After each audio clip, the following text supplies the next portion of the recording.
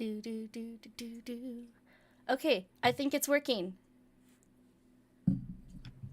Hello, everybody. I did just hear the ding on my cell phone that we're live, which reminds me to turn my cell phone on to quiet. Yes.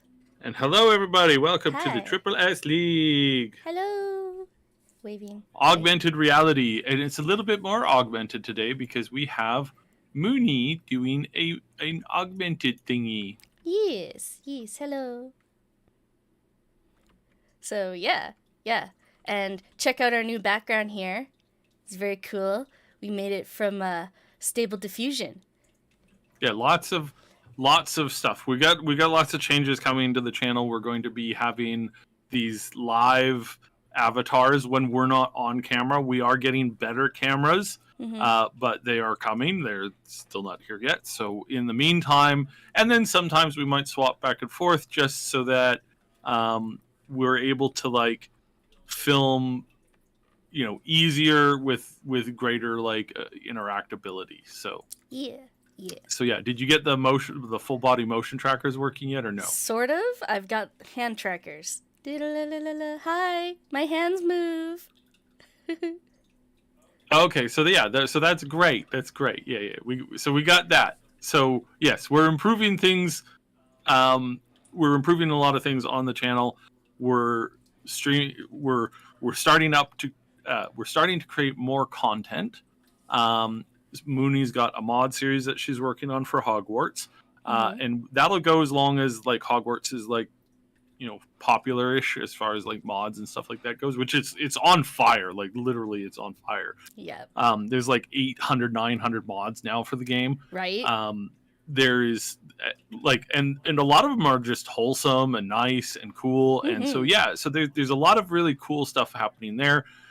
We'll be able to then, when we are covering games coming up, so Starfield is going to have a huge modding presence. We are going to be working on a lot of mods for that game, 100%, unless it's absolute trash, so 99%. Right. And then we've got Fallout stuff coming, because there's going to be a Fallout. It's sort of like a semi remaster for Fallout 4 coming to the consoles. So the new consoles, not the older consoles, but the new consoles and PC.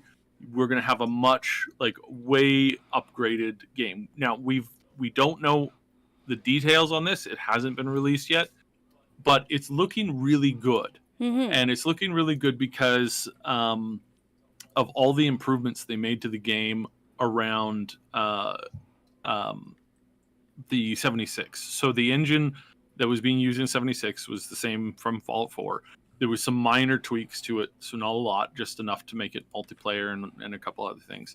But since the release, they've done a lot of upgrading to that engine, and they've made a lot of improvements. Some of the improvements are also stuff that has been borrowed from the new engine that they're making Starfield with. So there are some really deep core improvements. Of course, 76 is still a buggy mess at times, but the improvements are there.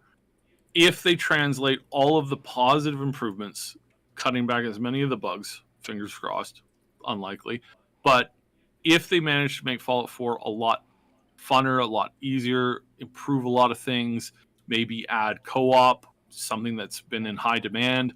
We don't want this online sharded server type thing. We want just the ability to invite a friend to play Skyrim or Fallout.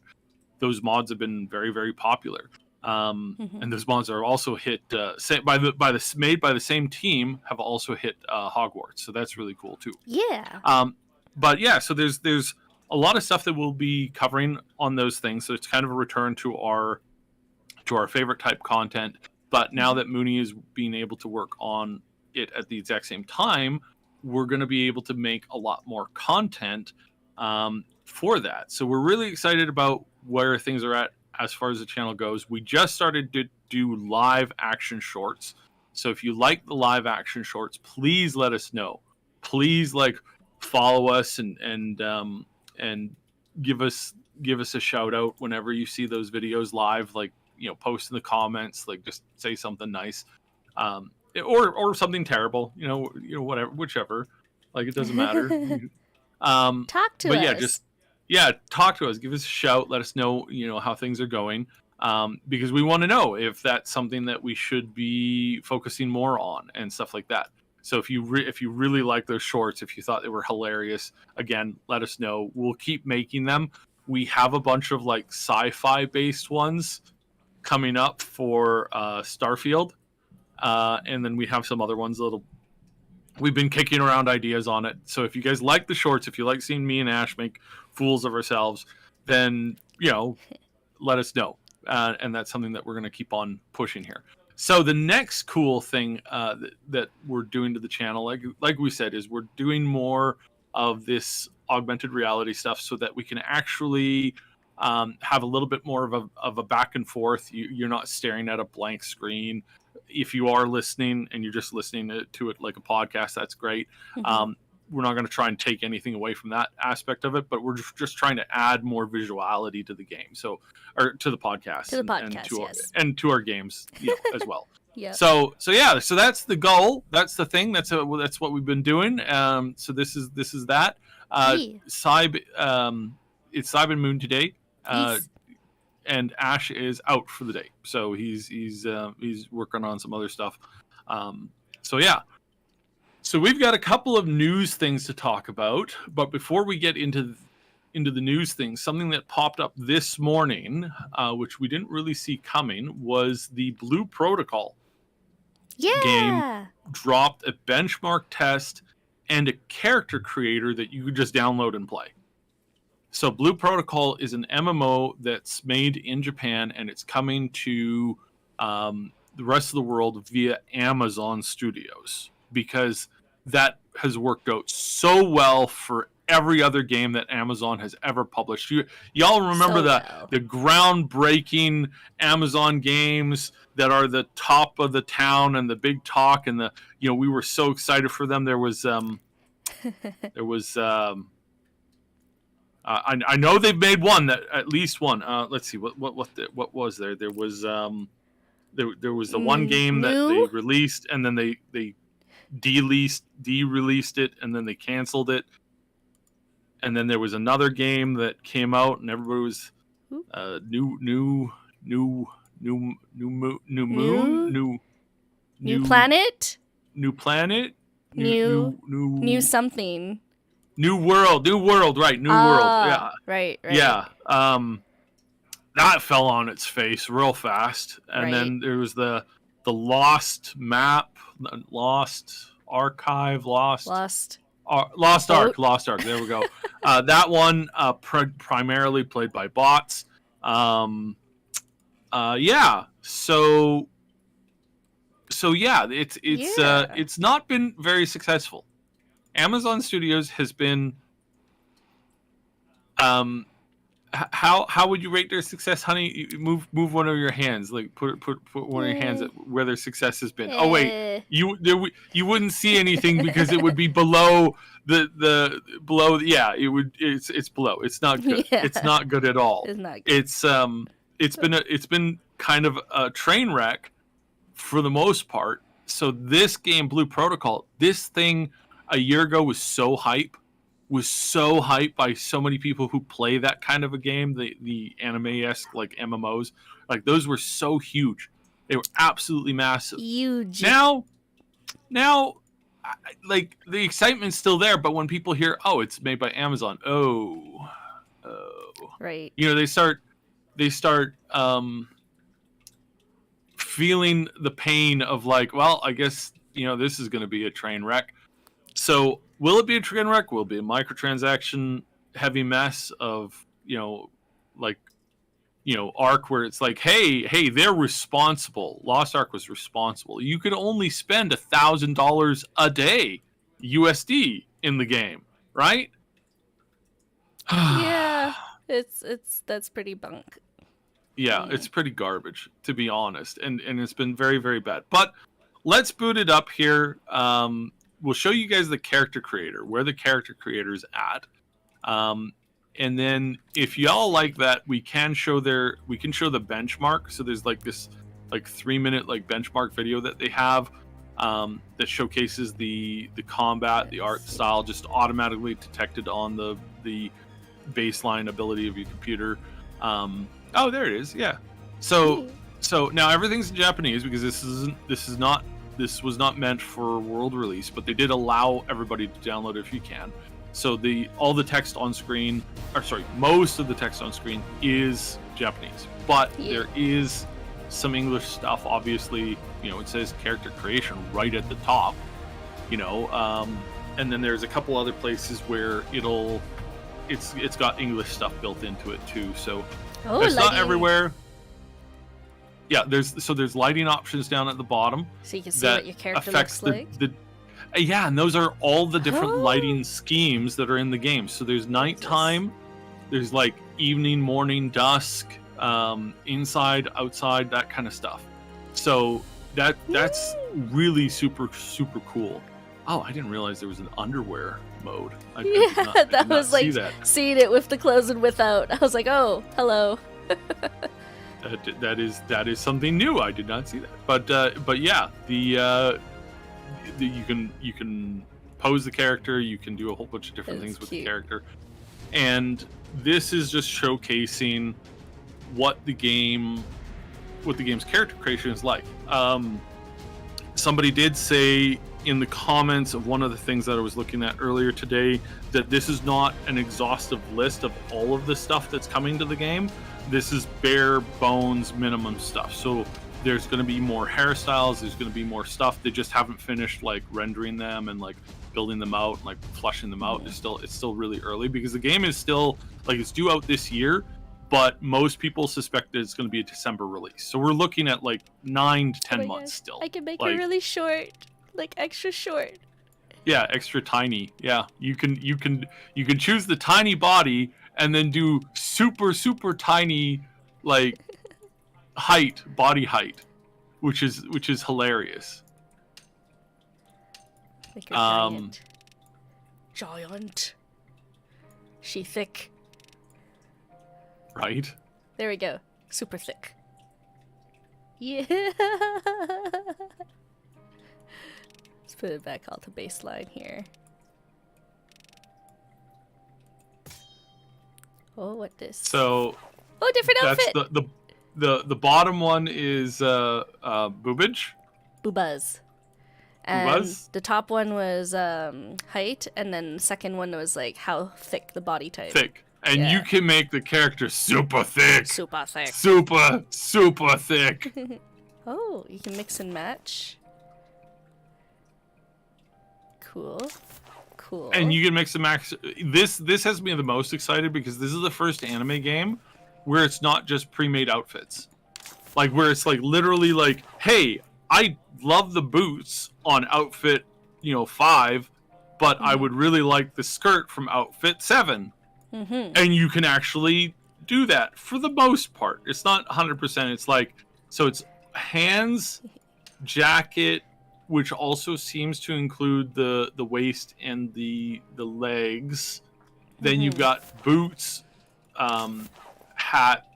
Yeah, so it's not everything I would like to see in a character creator, but it's definitely a lot more than obviously like things like Genshin Impact and a whole bunch of other ones. Yeah, where it's all like set outfits. Yeah, and so I am very, very happy with that direction. Like legitimately, I think that's a good thing. These poses are great. Yeah. Oh, there is an expanded list of clothing. Oh, okay. There is an expanded list of clothing here. I'm not sure how I got here. I have no idea how I got here. How did you... I don't know. I can't replicate it. So I don't. But there is way more clothes in the game than what they have here. They've got looks like about 20 different outfits.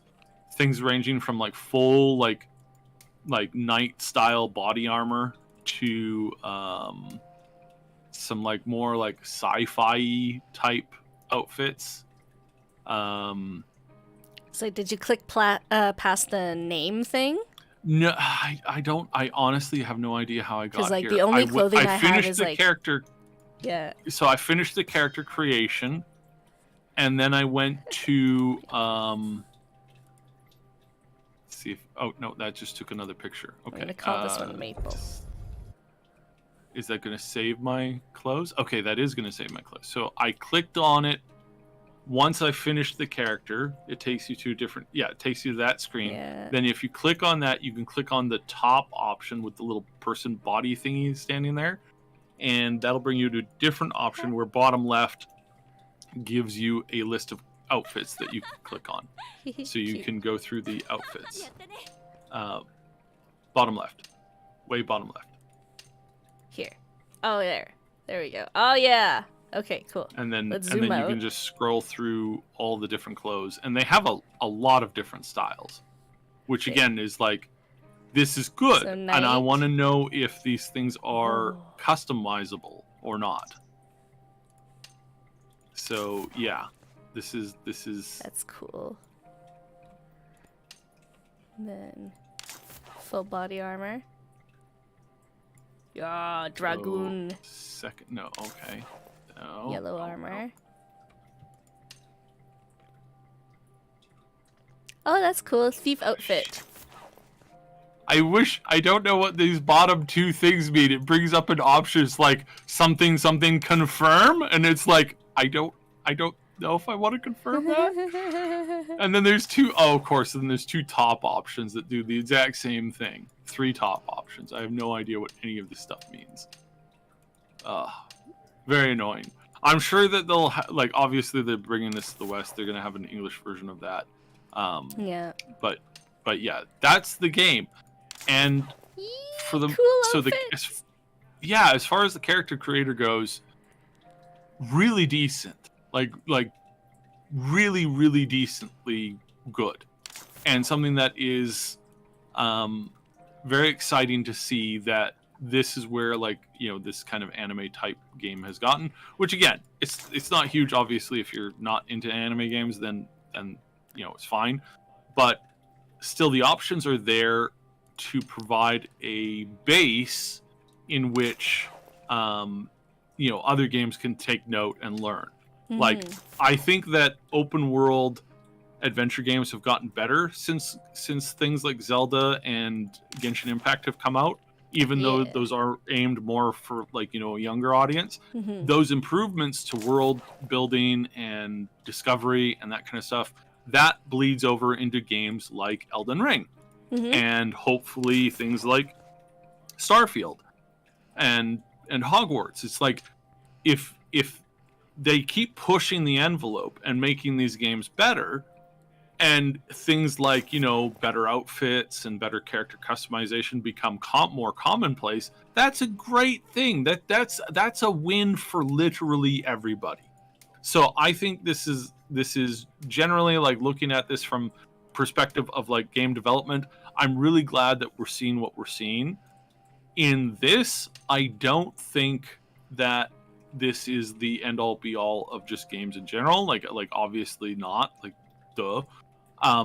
But it is, like, even if it doesn't do well, even if Amazon absolutely wrecks this, things like this where, like, the added character customization, the better like interactability with the world, the more alive feeling the worlds are, all of that keeps pushing tech forward. So I'm just generally, I like where this is going so far, and I'm hoping that we'll see more of this kind of stuff. But yeah, so that's Blue Protocol. We weren't planning on covering this, but like I said, it literally came out this morning. It dropped in the last, like, couple hours here, and so I wanted to kind of touch on it because it is a very popular, like, upcoming thing. I'm so amused. This is adorable. I like the animations they have. The dancing, that's Yes. I wonder if they have different dancing for different body types. That's the, like, obviously they've got to have different male versus female dances. Probably. You'd think because, like, guys don't always look great when they're doing. I mean, sometimes it's kind of funny to see them doing those, like, silly kid dances, but you'd think that they would separate them to body type, maybe. You'd think so. because you can't just like slap a skeleton on and do certain things. It doesn't always look right. Like it What does doesn't this always button look do? Does like. the one in the lower right, does that like get me into like an There open was a world? mod. There was a mod for Oh, picture. crap. What is the game with the big boss? Like, it's Big Boss. Oh no, it's Big Boss. Snake and Snake. There's Snake in it too. Metal Gear. Not Metal Gear. Is it Metal Gear? Was I it don't Metal know. Gear? I don't know. There in one of the most recent games in that franchise, there was Quiet, right? The character Quiet. So she's this Oh, like I don't sniper know girl then. who wears a bikini and she does this like dance thing. One of my favorite mods that I ever saw was a mod that gave a skin to that character that was actually just Deadpool from the Deadpool movies. That's great. And then he did the dancing and the quiet and the emoticons with the hands and all that stuff, and it's absolutely hilarious. That sounds It's pretty great. completely immersion breaking, but absolutely hilarious. Well, I mean, I don't know. Deadpool kind of breaks immersion All the a lot. time. He does the fourth that's wall kinda- thing. Yeah, so that's actually kind of funny. But all right, so let's cover some cool news. We'll start with the thing that we don't have anything solid for, which may change literally any moment here. Now, I say that, and so we did if you listed the Maximum News, I was less sure about this stuff. I'm at the point now where it's like, Starfield news coming. Sure it is. Like, because that's the only response I can give. Because at no point in the last, like, year has there been any substantial Starfield dump that is like, they had the thing at E3 last year and it was all like very big and cool and oh yeah, you get to 1,000 planets. I'm sorry, did you say Hooray. 1,000 planets? 1,000. We get to explore a thousand planets. Oh dear, this sounds boring AF. That was everybody's immediate reaction to that. And since then, they've had a lot of really interesting news come out, but the news hasn't been what you would call concise or clear, and definitely not something that the average Joe can just pick up on immediately. Like, Todd Howard coming out and saying, hey guys, don't worry about the worlds being boring. We have it listed on the worlds when you're going to a world, when you're mousing over the world to decide whether you want to go there or not. It's going to state whether the world is empty of life or not. Just because it's empty of life doesn't mean that there's nothing there. But if you're looking for combat, don't go here. Right. Like, fair warning, this is not a world that has any like engaging mobs or creatures or anything to like fight. It's just a place where there's resources and a dead quiet planet, which, to be honest, there's a lot of those in space. Yeah. An enormous amount. In fact, the vast majority of planets in space are lifeless, dead, and quiet. That's what you get in space.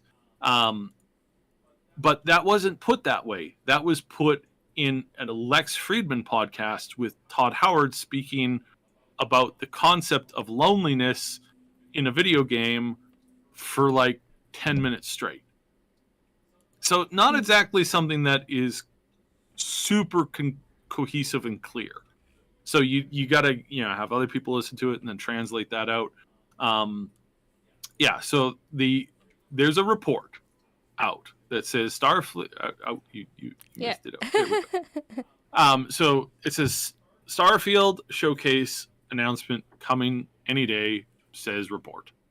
Now, who said this report? Well, it was a whole bunch of different people, starting with like Andy Robinson and a couple other people who are pretty well connected in the industry of video games. So this is actually kind of huge that they would say this, and it is, for the most part, something that I would normally like listen into, but we were promised this in December, we were promised this in January, we were promised this in February by, air quotes, insiders, and none of those things came to pass. Yeah. We didn't even get anything on its release date. We were expecting a huge drop in November, when the actual release date was supposed to be, where they would like drop this huge thing that just showcase the world and the characters and like just go really, really deep. but there wasn't any of that.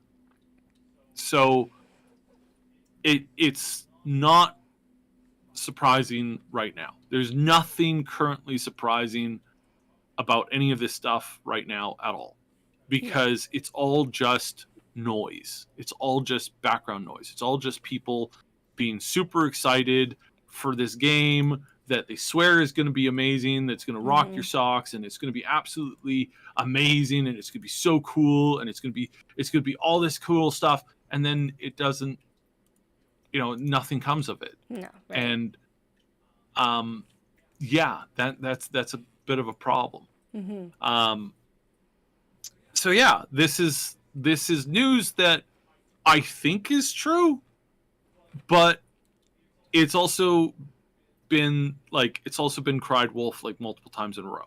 Right. So what does this mean for the game? Does this mean that the game is delayed probably until like end of the year? Or is it, they promised that it was going to come before the next showcase? Xbox promised that, Bethesda promised that through not direct promises, but like, so at their last showcase, they said everything that you see there will be out before this time next year. So that only gives them until June. Yeah. And that's not too far away. If, That's like what, 3 months? yeah. And if they, that is if they can keep the promise on this. If they can't keep their promise on this, then that's an even like that's going to hurt them more, in my humble opinion. That's going to hurt them way worse. If they don't keep the promise and they just stay quiet throughout the whole thing.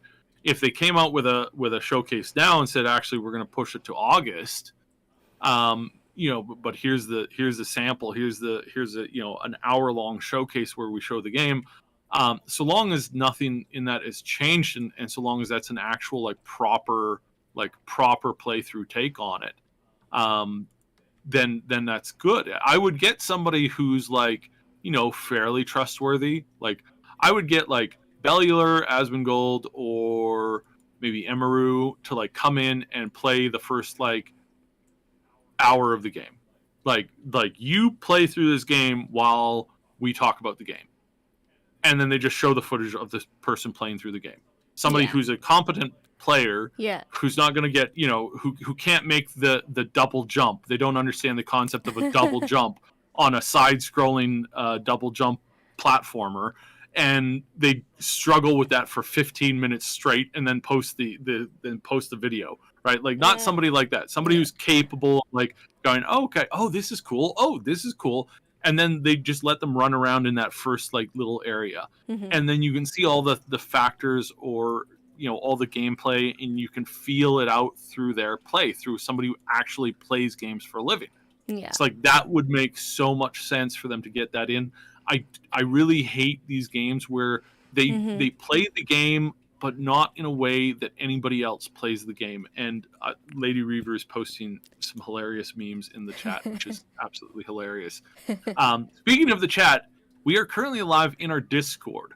So we have an auditory room set up in our Discord, and there are people in the Discord that are watching this live there, and they get to throw in some chats and make some hilarious memes and stuff like that.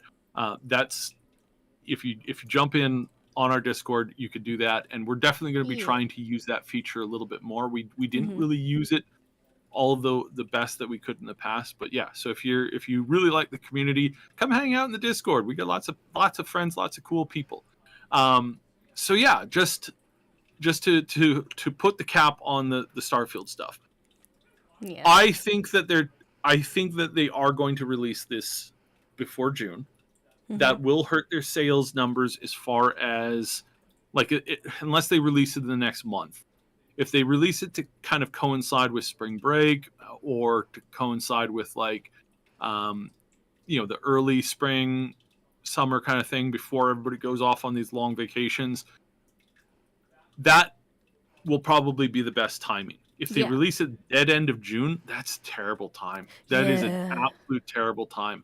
That is yeah, that's bad. That's not good. That's going to hurt them a lot. Yeah. So yeah, so we want to see things that are different but better. right? We want to see Exactly. them improve. We want to see them come out with something that just is really kicker.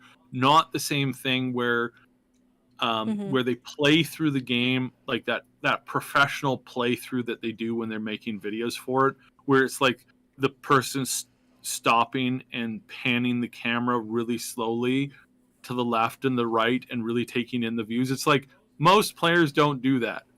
They're like spastic. They run in, they're running in a circle, they're jumping up and down like constantly, Yeah. and they're going, "Oh, this is so cool." It's so spastic. It's not genuine gameplay.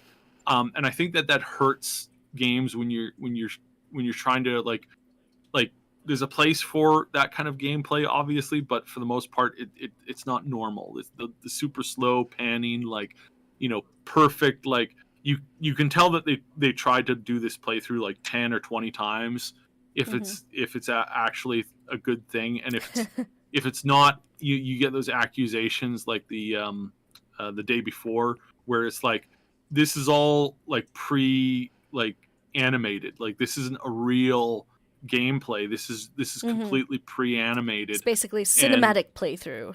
yeah, it's Anthem did that, right, where Yeah. they showcased the trailer of the game that didn't exist. Like they had the world set up and a handful of other things, but that was it. And then they added in all this cool effect stuff, creating basically a movie player, created this movie of gameplay, but that gameplay didn't even exist. I think one of the abilities never even existed. It was just a farce. It was a stage show. So that kind of stuff, not cool. Absolutely no. We do not want that at all. No. We want gameplay that you can understand. And the best way to have that is to have somebody who plays gameplay professionally, who plays gameplays to viewers. Mhm. So, like I said, get a good streamer who knows what they're doing, who understands the mechanics of the game. So, like I said, Bellulars are probably your best pick on this, because they can say, "Look here, stop and look at this. This is a cool thing. The mechanics here, you can see the mechanic at work here, and you can see how that's going to change or alter down the road, that kind of stuff." Exactly. um, so that's what we want to see. Mhm. And will we get that? I have no idea, because they're not being clear and communicative at all about the current state of Starfield. We have no idea from what they've said whether or not things are improving or whether they're just like falling apart. Like, we have no idea. Like, this is so frustrating. It's like, okay, we have no clue whether this game is going to be functionable or not. And that is something that is a serious problem Mhm. in the gaming space and in the news space. And they need to combat that, but they can only combat that by being more communicative. But they've been absolutely radio silent for months now. They've been leaking like a sieve, if these rumors are to be believed. Right. They've been leaking like crazy. But right now we have nothing to go that there's nothing that we can look at to say, yeah, this is what's going on. This is what's happening. This is what's changing in this moment to moment kind of thing. Mhm. Um, so yeah, so we have no idea. It's a big head scratcher. A bunch of these people, these inside people, have said we are going to get an announcement this week. Well, it's Thursday afternoon, and Yeah. you never put out information on a Friday, No. because any news story that comes out on a Friday goes to die. So if they don't announce this thing in the next hour, I it's not happening. It's not happening this week. And what we might get at the earliest is we might get some kind of an announcement from the Xbox showcase that's happening on Monday, which is, Mhm. as I understand, a Paradox only showcase being hosted by Hmm. Xbox, which is kind of weird, because Paradox is a different publisher. They're not tied to Xbox. Like, yeah, they put their Yeah. games on Xbox, but um, they're not tied to them. So that's kind of interesting. We're going to be streaming that, so make sure you tune in. Yes. Paradox has a wide variety of games now. It's not just like huge strategy games. For those Mhm. of you who don't know, Paradox makes makes a bunch of like large, like there's a Roman like historical type one, and then there's Stellaris. Stellaris is one of their biggest titles right now. Stellaris is great. The fact that you can play everything between the hyper sexual Asari blue alien type creatures to brain slugs is that's pretty awesome that you can do that. So Brain yeah, slugs. you can literally do anything and everything in that game as far as like galactic game stuff goes. And I thought it was really funny. So people were trying to call um, Hogwarts a genocide simulator, and it's like a bunch of people laughed and they're like, "This just makes me want to get the game more." Um, Stellaris is like genocide is like a core part of the game, and you have like 10 different flavors of genocide, which Yeah, is really, really, really creepy. I was reading the descriptions of all the different races. I was like, wow, this is very intense. Everybody's so intense. Wow. Yeah, and you could play everything from like bird-like aliens to muscloid type aliens to fungal aliens, To like and there's robots. you got robots. You got robots Yeah. that are so one of the creepiest mods that I have is robots that have, so it's a robot, but inside the robot has this containment machine where they have an organic life form that is the Yeah, that's the sentient one. species of a species that they have captured. And it's like, so the typical like alien in this case is called the rogue servitor. So so the species becomes super advanced. They create robots to care for them and take care of their every need. The robots decide that these stupid humans keep on killing themselves by walking into traffic or by eating themselves to death. Clearly the best way to keep them happy is to put them in a small containment facility, which is mobile, that they can't hurt themselves or anybody else, and then to Ah. like put a brain thing into their heads where they just feed them like nonstop like dopamine and Ah. happy feelings, and then that's their new existence, and they're perfectly happy. It's like that is a nightmare fuel on so many levels, but that's in the game, and that's so cool. So yeah, so I'm really excited for the Stellaris showcase happening tomorrow. Sorry, not tomorrow. Monday. Monday. Monday. This coming Monday. Not tomorrow. Not tomorrow. This coming Monday. Really excited for it. We're going to be covering it for sure, 100%. But if you don't like grand strategy games, they're also the people behind Vampire the Masquerade 2, which we haven't heard anything about for over a year now. Yeah, that's right. So if that game is happening, this is probably going to be a big moment that they could put this out. Either that or this summer during like the E3 type stuff. Yeah. So yeah, we'll see what that's all about. We're going to check it out. Obviously, there's going to be some Stellaris stuff. It's going to be really awesome, super cool. Then there's going to be some other things that they got going. They said, I believe the current rumor is they've got 3 unannounced things to show off, and they've got a whole plethora of games. So they've got a grand total of 6. I think it's 6 or 7 studios. It might be 7 studios that are showing stuff off on Monday. So that's pretty cool. And I think maybe the announcement for the Starfield stuff will show up at that point. So not the announcement for, the release date and all that kind of stuff, but the announcement of the stream that they'll be doing, that they'll be talking about Starfield and going over that for 2 hours. So I think that's probably we'll find that, because again, I'm just going to refresh this. Still no new news, and on the Twitter we've got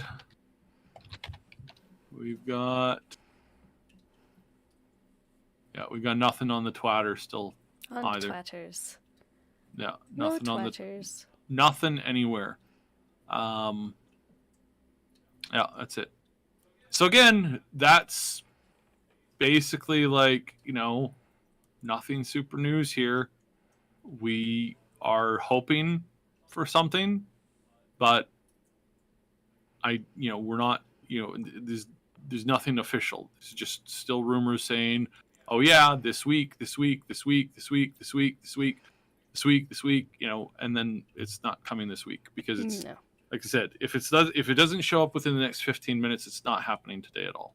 So, which again really sucks because we want to have some good news in this field to see something really awesome, and so far we haven't been seeing that, and that's kind of a crap take on that. A little So bit. Yeah. Moving on. We will go. Yeah, moving on. We have other good news, good Bethesda news, and that's that the Fallout TV show has been wrapped. Yeah. So they finished filming the show, which means the show is now in post-production. So we're looking at a potential release of this year, like for sure, on the Fallout TV show, which would coincide very nicely with a new Fallout remaster.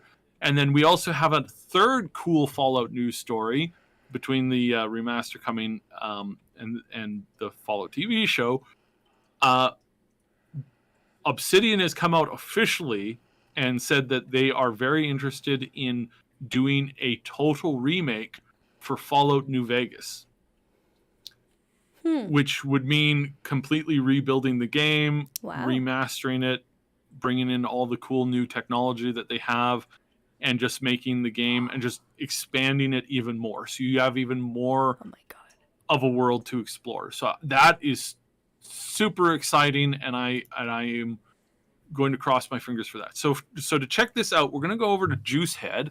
Juicehead, friend of the channel. I've spoken with him back and forth before a long time ago.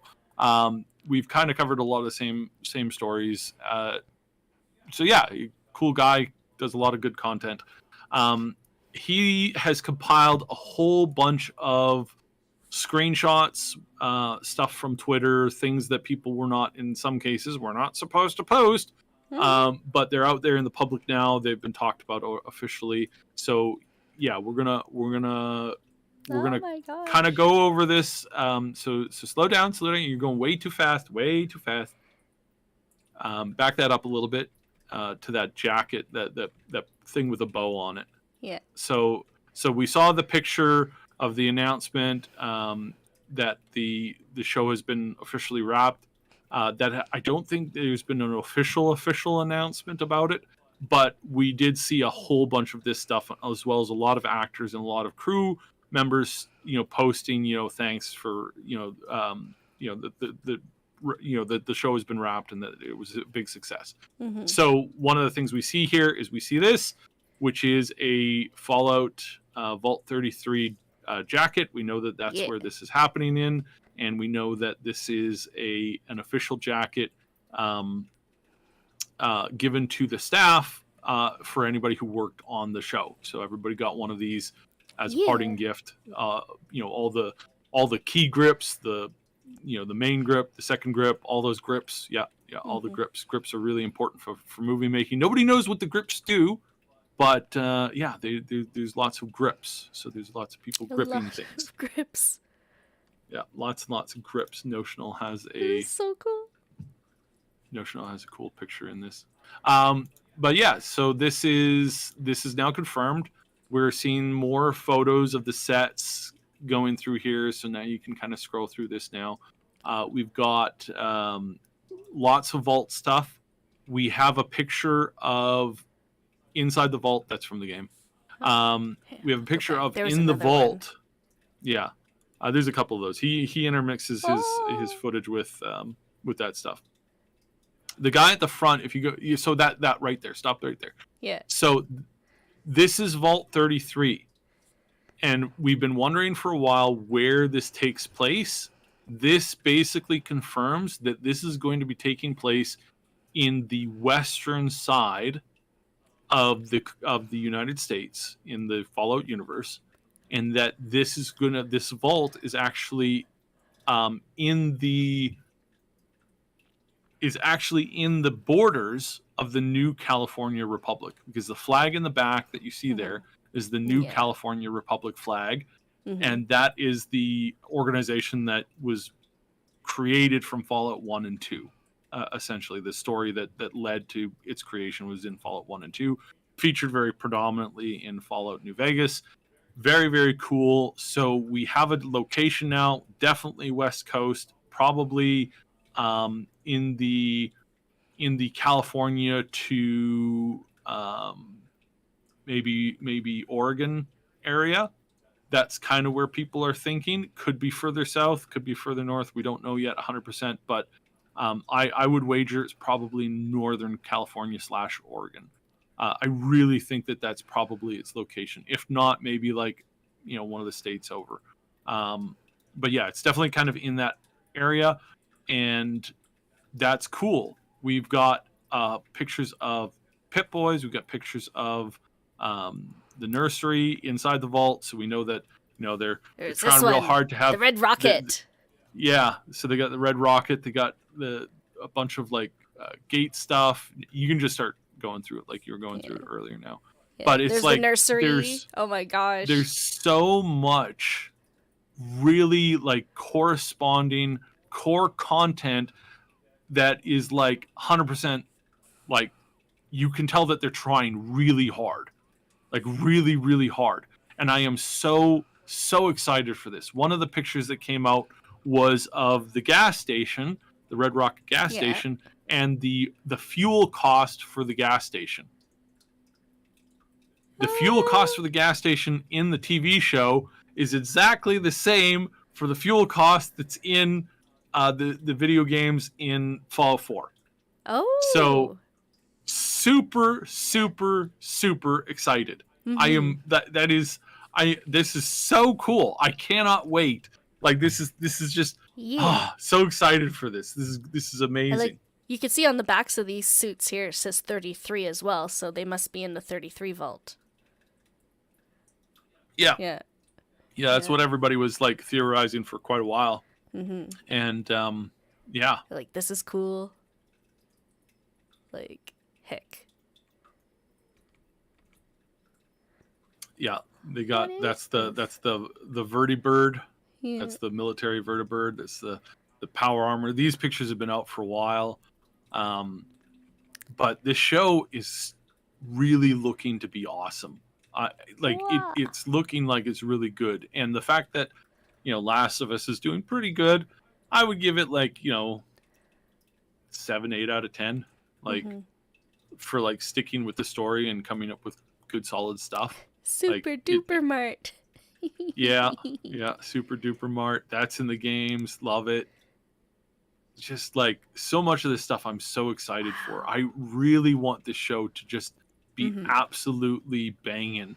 I really want to absolutely love this show, and I want everybody else to love this show, because if everybody else loves this show, that means we are getting, a full-on series of this. And I think that there's nothing more exciting than the thought of having like a permanent, like huge, massive universe for the Fallout franchise to grow into. Yeah. So exciting. The power suit frame. Yep. It's great. Yeah, it's like it's stuff like this that I'm so excited for. It's so cool.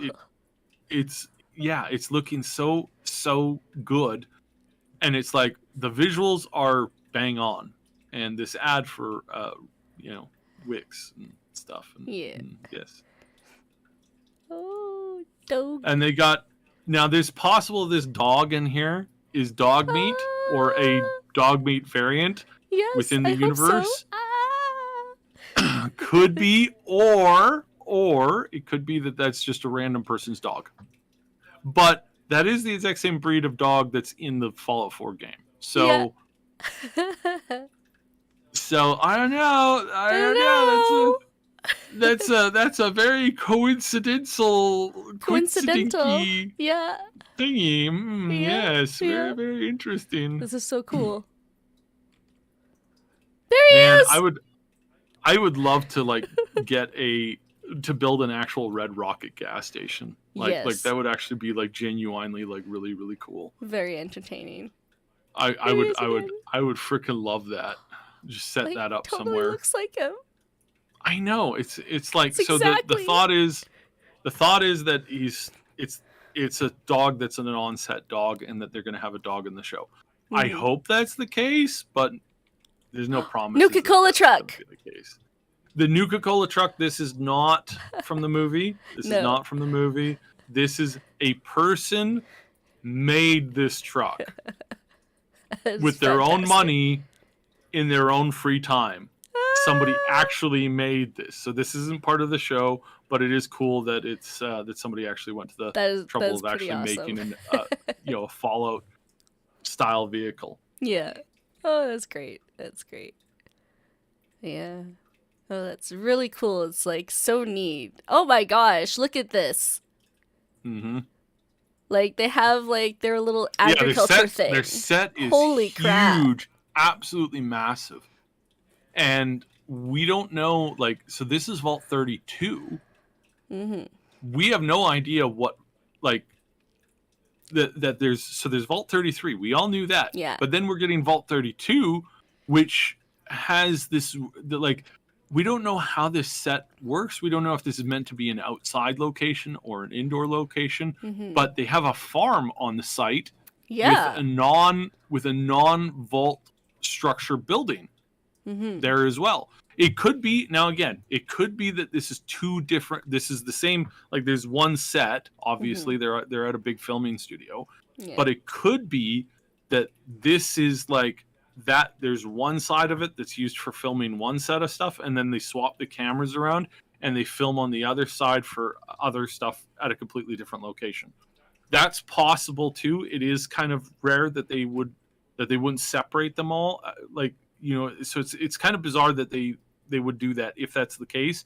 But if that's not the case, and that this is in fact um, a location where there was Vault 32. Vault 32 didn't suffer any like major catastrophes or government torture programs.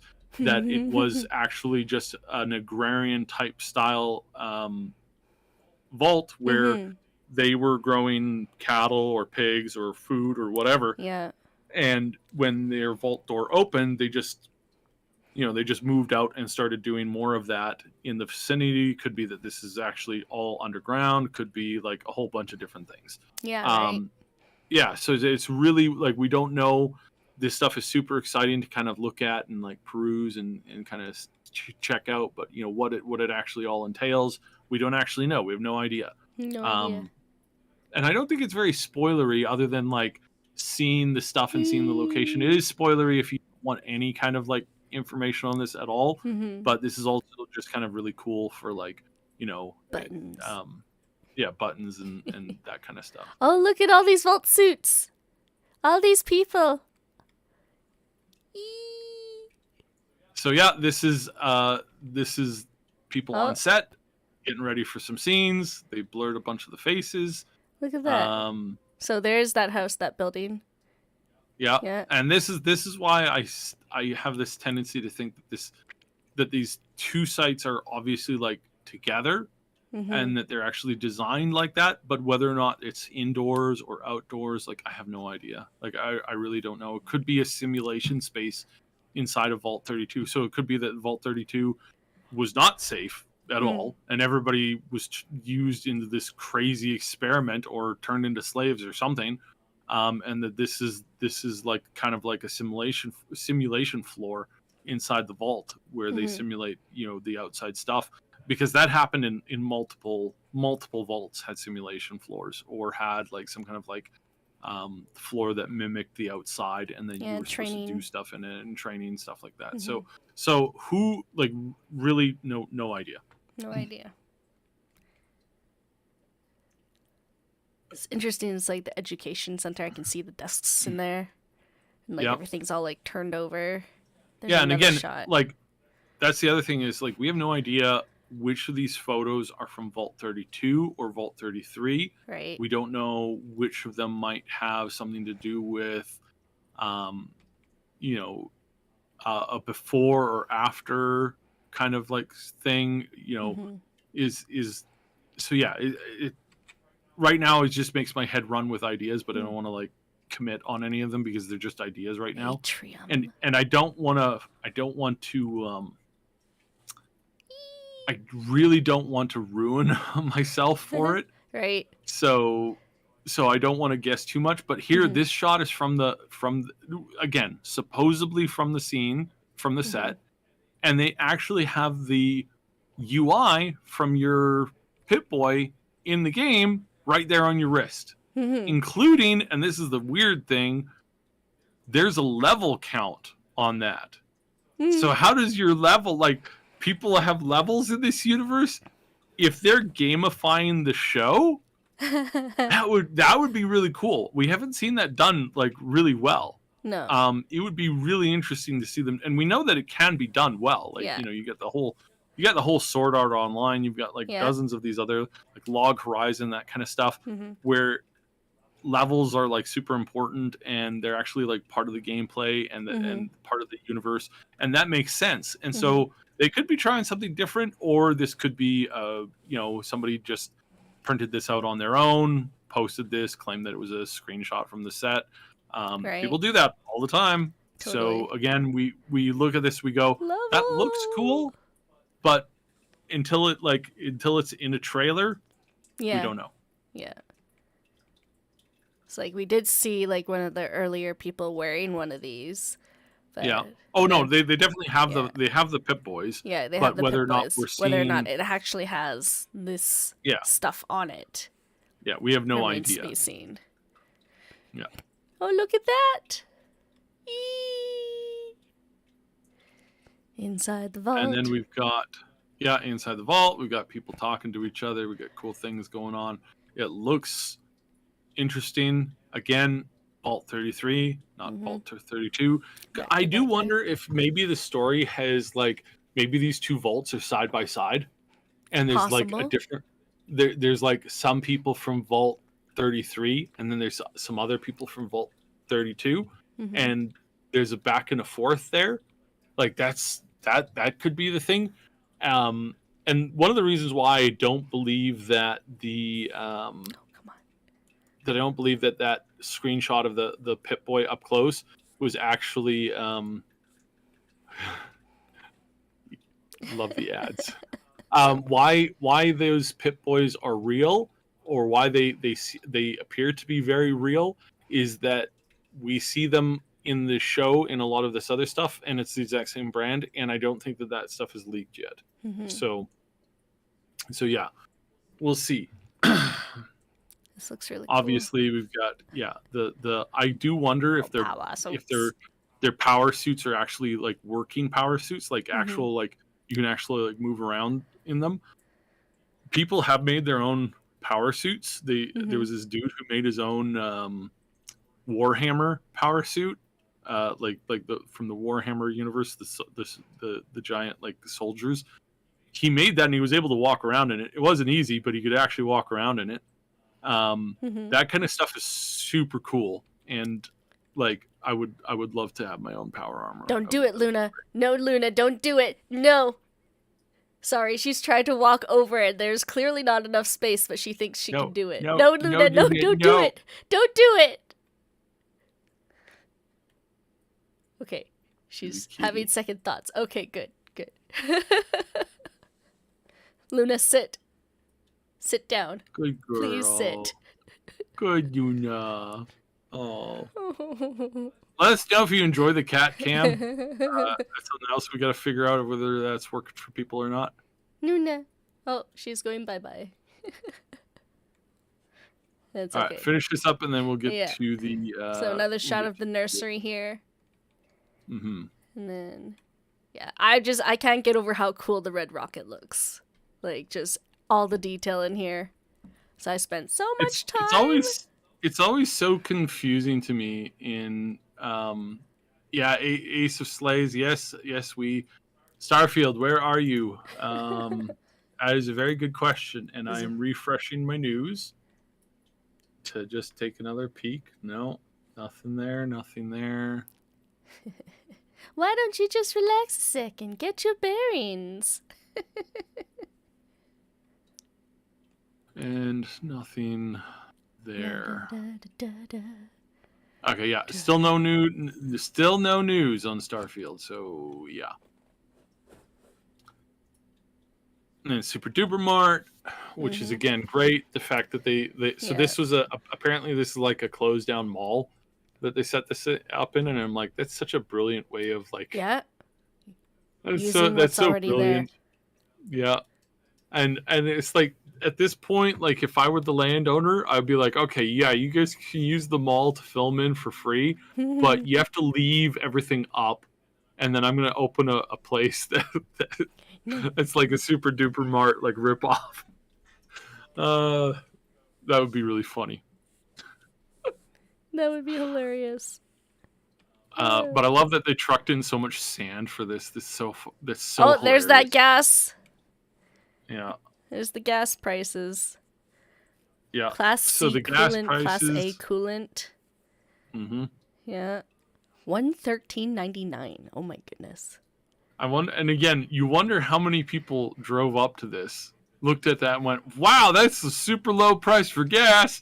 Drove in like, "Wow, this place is really decrepit and like messed up. Like, what's going on here?" Like it's Right. a movie set, sir. Please leave. Oh, but no, I want gas for $1.13 a gallon. It's like, Right. no, that's not what's going on here.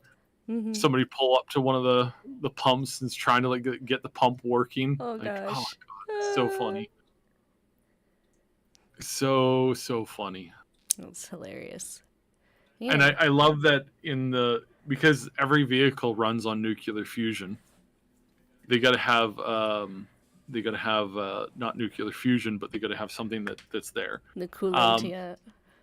yeah, and then just go back to Duggo. the dude doing the interview Oh yeah. for a quick Him? sec. Yeah. So this guy is the I do believe he's one of the forward showrunners. He's the director, executive producer, Jonathan Nolan, and he played Fallout 1 and 2 and 3 and 4 and Oh, 4. all of them. New Vegas. He's played all of this. Good. He loves this, and he Good. was going in for. He was gonna. He says in this interview that he was headed um, into one. I think he was going to become like a doctor or like a lawyer or something like that. And he played Fallout, and he changed his major into TV because he wanted to eventually make the TV show. Yeah. So the guy's got passion. I love it. The guy's got a desire to be there. That's what we want from these people. Yeah. He's so far nailed the visual appearance, Yeah. right? Like Yeah. he's so far nailed that. So, so yeah, let's hope that he knows what he's doing. Yeah. Fingers crossed. He Fingers knows what he's crossed. doing. Yeah, Ace of Slays, like 100%. I hope that this absolutely, Does do it justice, absolutely, yeah, does it justice to 100%. 100%. And again, we have Rise Against the Machine, Polly's, Lady Reaver, Notional, and Trauma, all in the Discord, watching us live within the Discord showroom, and they're all linking memes and funny pictures and stuff like that. And yeah, so Yeah. check out the Discord. Yeah, join our It's a Discord. fun place to be. All right, changing to this anime. I know this is the second anime thing, but I promise you, it's not what you think. This is one of the greatest animes ever made. Yeah. It is called Rock Paper Scissors, and it was made. We won't play any of it, or we'll play like a short, like go to like the 20-second mark and play like 2 seconds, just to Okay. show the level of quality that they have, and then we'll explain what this is. Da, da, So, da. yeah, probably. There you go. Yeah. So this Yeah. this is an anime made by AI, Yeah. but with extra steps. There are some Yeah. extra steps. Yeah. So It's if you not just just straight. fast forward to where we get a nice face shot, and you'll see here that it's a very anime-esque style. You know, it's got the characters, it's got this very like anime-esque look, Mm-hmm. Very and it animated look. looks Yeah. yeah, and it looks great. What this is they filmed this in a green screen with two actors, Yeah. It was just two guys. and then they ran it through a filtering program, an AI program, and then a light flutter program Mm-hmm. to stabilize everything. And they basically made an engine that could take rudimentary pictures of somebody and then just animate them into people, and then animate the background and everything else in the environment just created from AI art.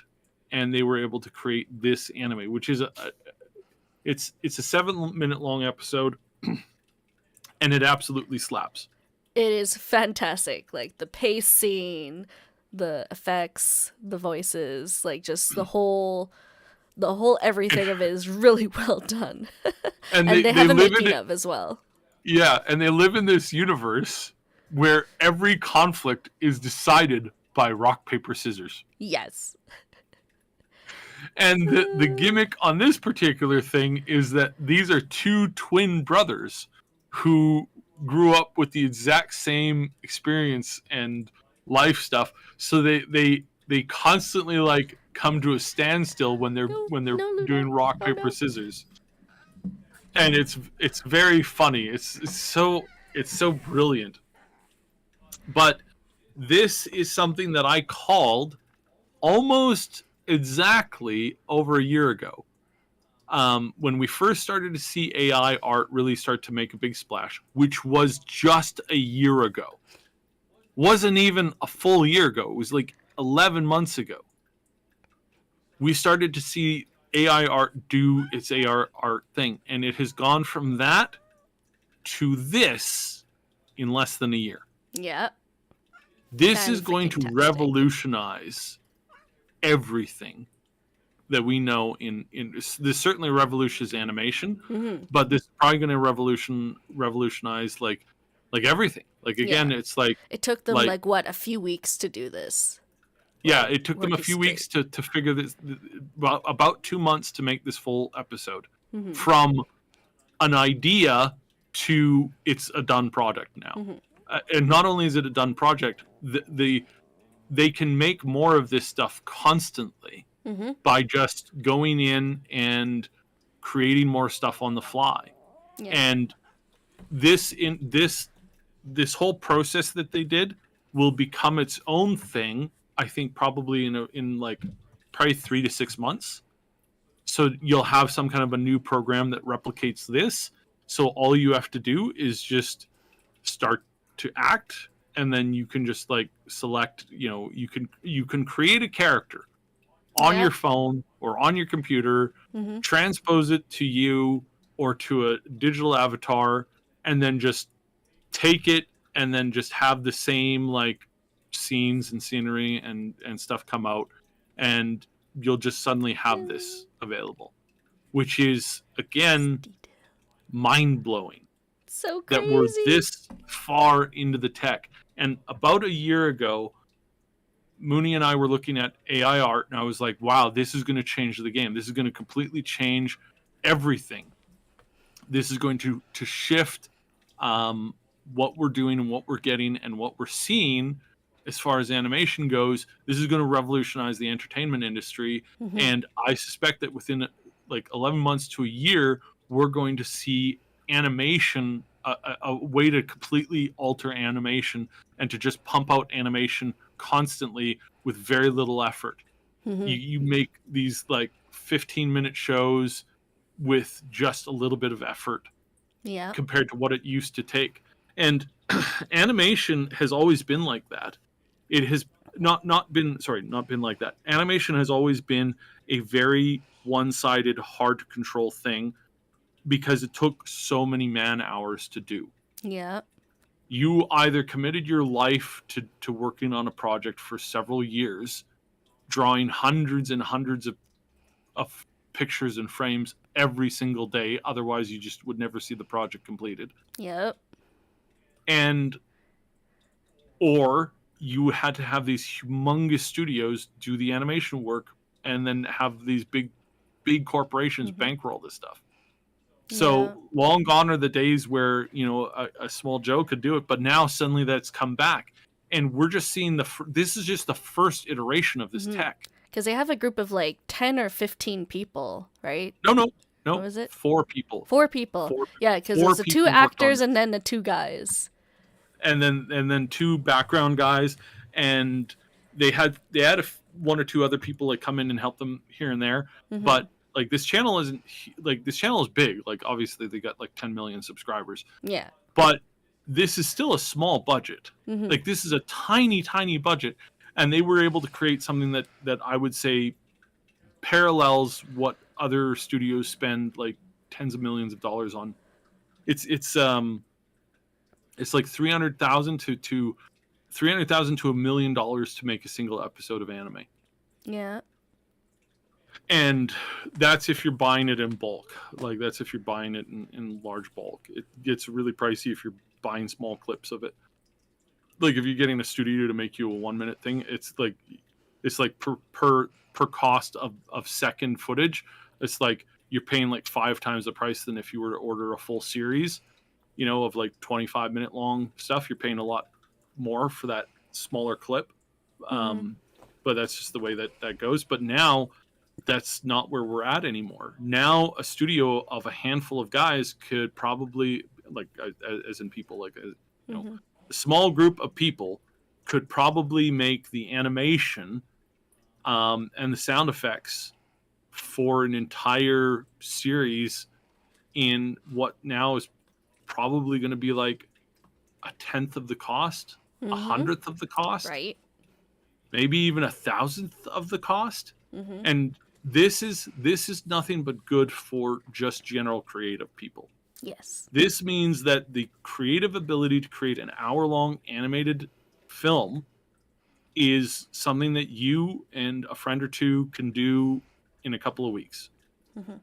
Once these tools have been like Smoothed out polished and up, streamlined. Yeah. Yeah. yeah, streamlined. Because like it took them a And while to figure out how to like smooth out everything just with like the way the technology is now, but that's like the beauty of it, because like mhm, the more people that kind of come together with like a shared vision, like they can really smooth things out and make something gorgeous like this. Like this is fantastic. yeah, and so this is like 100%. We are seeing the new age of of entertainment Mm-hmm. coming, Yeah. because this is animation. Mm-hmm. In probably a year or less, we're going to see similar things coming out for game, where you're going Mm-hmm. to tell an AI like, "Hey, I want a game that plays like Final Fantasy V, like original Final Fantasy V, with 200 combat items, starting out on a power level of 1 and then going to a power level of 1,000. And then I want same amount of like armor, consumables, that kind of stuff. Then create an RPG type world, where this is possible, that's possible. So maybe you're like, hey, I want to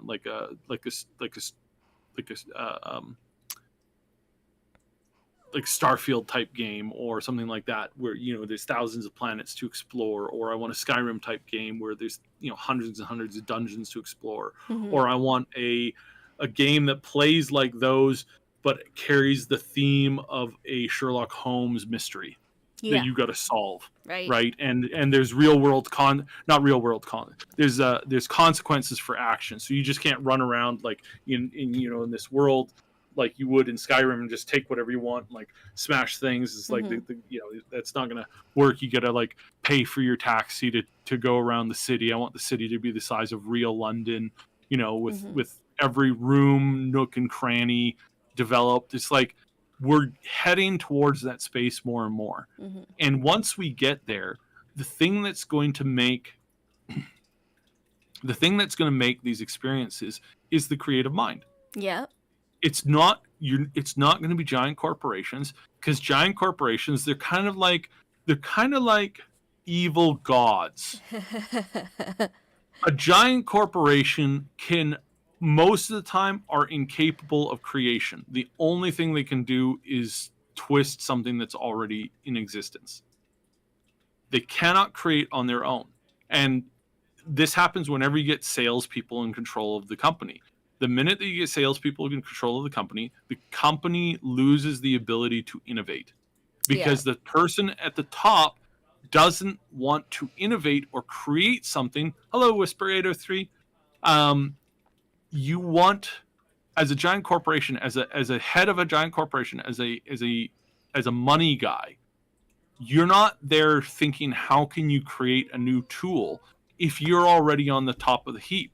The thing that BlackBerry didn't want Hmm. prior to the iPhone release was the iPhone being invented, Yeah. because they were on the top. The BlackBerry was the most powerful phone device ever created.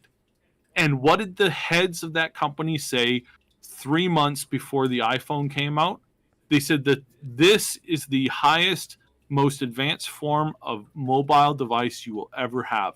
You can send a fax and an email from this device. What could you possibly want more to do with your machine? That's a crazy notion. We have a keyboard on our phone. It's got a keyboard on it. You can type on this keyboard. And it's like, oh my god. That, like, and then the iPhone comes out. And then BlackBerry basically goes bankrupt. Yep. Why? Because they didn't want to create something, because they were currently on top. They viewed their product as the absolute pinnacle, the Yep. absolute top spire, the absolute top of the mountain concept. There was nothing else that they could possibly do. And if you created something that's new, who's to say that you're the person who's going to succeed because of that creation? Lots of people have invented things that then made them bankrupt, because what they invented basically created an irrelevancy to their past work. Mm-hmm. So there's lots and lots of people corporations who look at that and they go, no, we don't want to touch this with the 10-foot pole. We want to sell the fax machine forever. Because if everybody can only use the fax machine, then our technology, our product will always remain to be the very, very, very, very best. And that is a nightmare to a lot of people, because they just can't conceive of a universe where their product might be obsolete. Yeah. And so they don't want to create that. So the creatives are going to be indie developers who create new takes on existing franchises, on existing games, that they would never, ever, ever get the approval of a giant corporation to back them.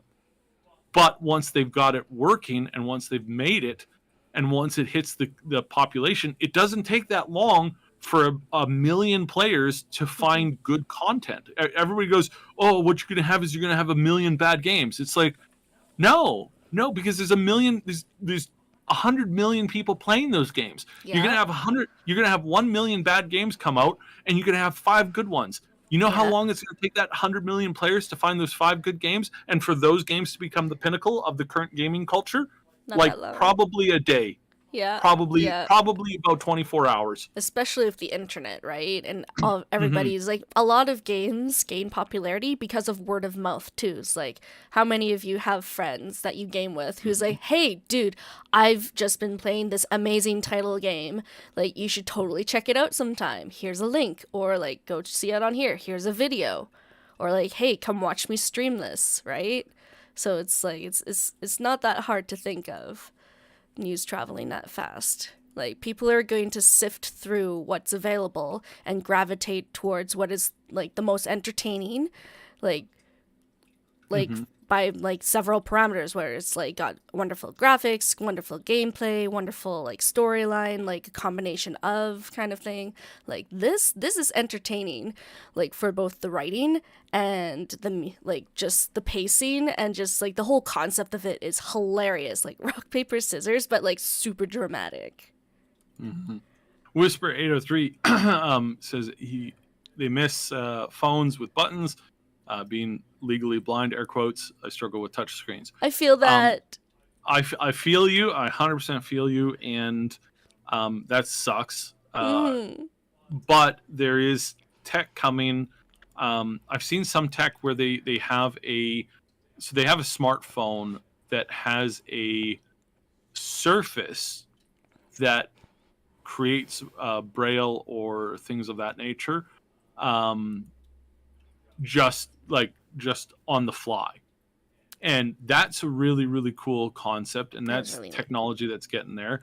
But then Yeah. also we've got at some point they're going to be able to do the full dive experience, Yeah. where it doesn't matter what physical limitations or perceptual limitations you have in the real world, that once you get into the video world, that's going to change so rapidly, and that's a crazy concept.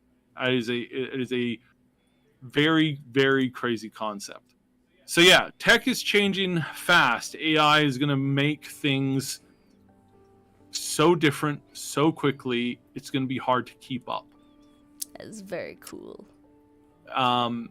So yeah, this is really cool. I think ultimately it will boil down to who can create the thing that resonates the most with people. That's a scary proposition for some. I think that it's a good proposition overall, because you have the ability to create, and creatives are always there's always a place for them. So yeah, I'm excited for this. I can't wait to use this in my own projects. Something like this is something that we're already working with. We're already trying to create. I want my book series to be made into an animation. I've written it that way. I wouldn't even mind it being made into a video game, because again, it's designed from my experience with so many games. It's not perfectly gamified, but it has a basis in the gamification of a story. It's already there, so this is tech that I'm excited to see progress and move and see where it's going. So all right, now let's move on to our next thing, which is going to be Phantom Brigade. So we are going to check out Phantom Brigade. This game came out about 2 days ago, and it features a really cool time system, which the player gets to see a little bit into the most probable future, and then they get to build their commands based off of that. Very exciting game. I'm a sucker for mech games because I love mech games. I especially love turn-based mech games because that's really cool. I'm really excited for this. I hope this game is, so far, my first interactions with the game is that it's really good. So yeah, so how's the sound volume? I will mute myself, and I'm going to quickly check the sound volume. I'll be right.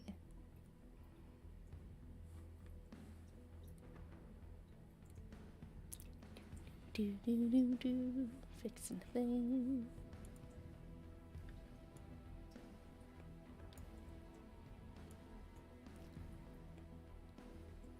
Looks really cool so far.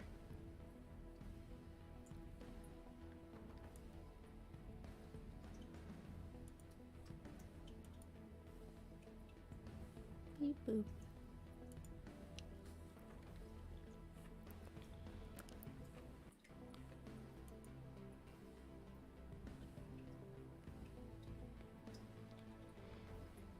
Okie dokie. So yeah, the sound level's great. I really don't want to mess that up, because we're gonna start with watching bit of Mm-hmm. we're gonna watch a bit of this initial thing, and then Mm-hmm. we're gonna go into one of the early game missions. It's still a bit in the tutorial level. Mm-hmm. We're gonna do that one, then probably gonna do the next one, and then that'll probably be the end of the stream. So Yeah. Yeah. so yeah, so let's check this out. Clear run. Load this up. Sweet.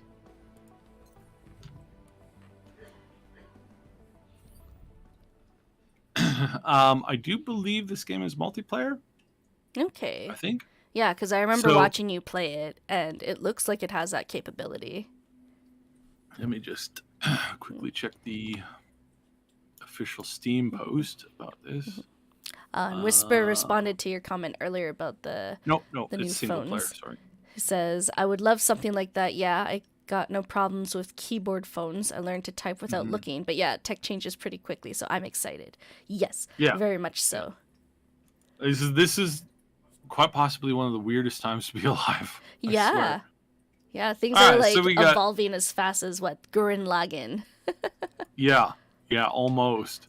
So we got Kiane or Tano, which is I've named these characters. I've created some backstories for some of them, but here's the character models, the pilot models. They look freaking terrible. Like they really do look terrible, but you don't really see that while you're playing. So it's just a side thing that they added, which in some cases, like Big Jack here. Big Jack, Big made Jack. after Polly's. I kind of like made of what I think Polly's looks like. So his name is Jackson Biggle, and he's got a story. And right, I didn't change his story. I was gonna change his story to be like centric about it. Then we got Triggerfinger Troy, also named codename Fireball. Fireball. He likes big guns and he cannot lie. A bit of a loose cannon. His great grandfather was a famous outlaw in the Old West. There is a joke in there somewhere. If you dig far enough, you'll find a joke or reference. All right. So then the next thing we got here is we got the rogue AI has hacked into a simulation and is turning blankety blank on its head. Watch out. So yeah. I didn't mess with that too much because that's the pilot part of the game is not actually the most important part of the game. The most important part of the game is the part about the mechs. So we've got mechs in the game. We've got primary weapons, secondary weapons, then the torso, the legs, the arms, and there's a whole variety of weapons. There's a whole variety of different gear when it comes to them. You can have shotguns, assault rifles, small hand, like small fire weapons, and you can see that.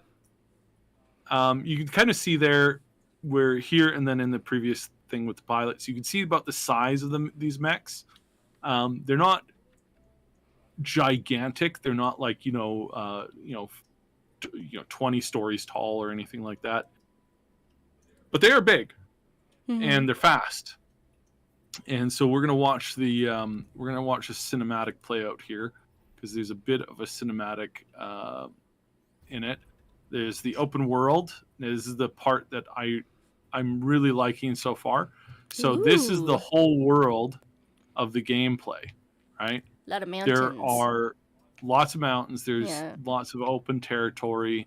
You've got big cities. You've got just an enormous amount of space and stuff going on here, and that's all really cool. I love the openness of the world. There's a territory. The territories are broken up into these small little areas that are outlined by the red here, and you get to liberate each zone as you go along. So once you get into the game, there's going to be hundreds of these little zones, and you kind of work on it like Risk, where you're kind of like moving in and you're taking over territory as you go. So now we're going to move the characters here, and we're going to start the story. The incoming message from the Home Guard boss. Pilot calls, ready, breathless for the news. They've intercepted a call from civilians seeking aid, and we get to get in there faster than the army. So the story is that this country was minding its own business, kind of like another country in the recent news. So there's a there's a small country minding its own business, and Man in some own suddenly business. overnight they get invaded by another country who snaps up and grabs up all of their territory and then forces them out. The Phantom Brigade is a brigade of soldiers that escaped the country, built up some forces, got some military stuff together, and now they're re-invading their own country to liberate it from the oppressive hierarchy. Like I said, might have some connotations for current stories in the world, might not. So we'll see. Inspired by, maybe. Maybe inspired by. So Also, yeah, hi Notional. I'm glad you like my new skin. yeah. Make sure you wave to them. Hi. You've got that ability now. Yes, I can wave now. So yeah, so let's check out where this goes. So we go right. We're gonna head over. So we're headed over to this little town here. I just conquered this in the first one. This was a super boring like tutorial map, and I didn't want to do that one because it's like there's 2 enemies and it just walks you through like 50 different actions. So it's kind of boring. So we'll go to this one. Still kind of the same like tutorial level. This is very early in the game, obviously. And we're gonna go in here. So the game, you can pause the game at any time in the open world, and then when you get into the missions, and you'll have multiple teams in the future too, where you're kind of going from one fight to the next. So we would go a fight at home. We can't go in there guns blazing as usual. These are where people live. We have to go in there strategically. So we're going to want to make sure that we don't kill everybody when we go in. No smash and grab. So our goal will be liberation. We've got enemies, difficulty. What are They're those red using things? this prediction technology. The red things are the enemies. So we've got one enemy off to the side here. I don't know if you can see my mouse. Probably can't see my mouse. So on the left side there, that's the enemies in reserve, and then the enemies on the map are the ones that are highlighted in red. And then this is what we're going to have for pilots. So we're going to swap this over. I'm going to hop myself into this one, and then Big Jack can stay in the protector unit. And then we go to the squad. Here's my mechs. You get to customize the appearance and the color of your mechs too. Yeah. So you not only do you have different like mechanical parts that you can attach to the mech, you also have the ability to paint the mechs into various different colors and stuff like that. So, all right, starting combat. So, and then this is going to play. I hope it's going to play the actual cinematic. There we go. Ah, there we go. Yes. Oh my gosh.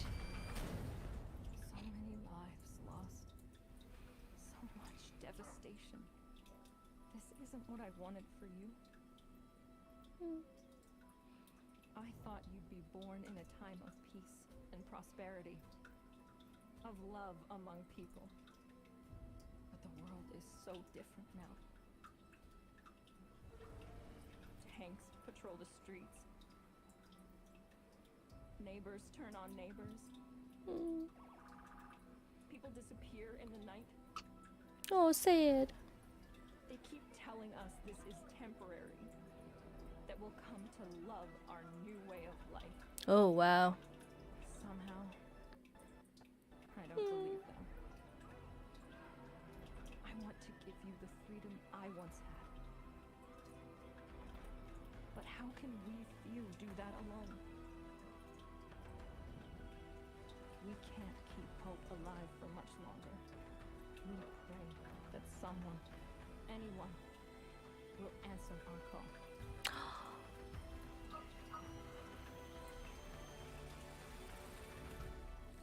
Oh! Yay! To the rescue!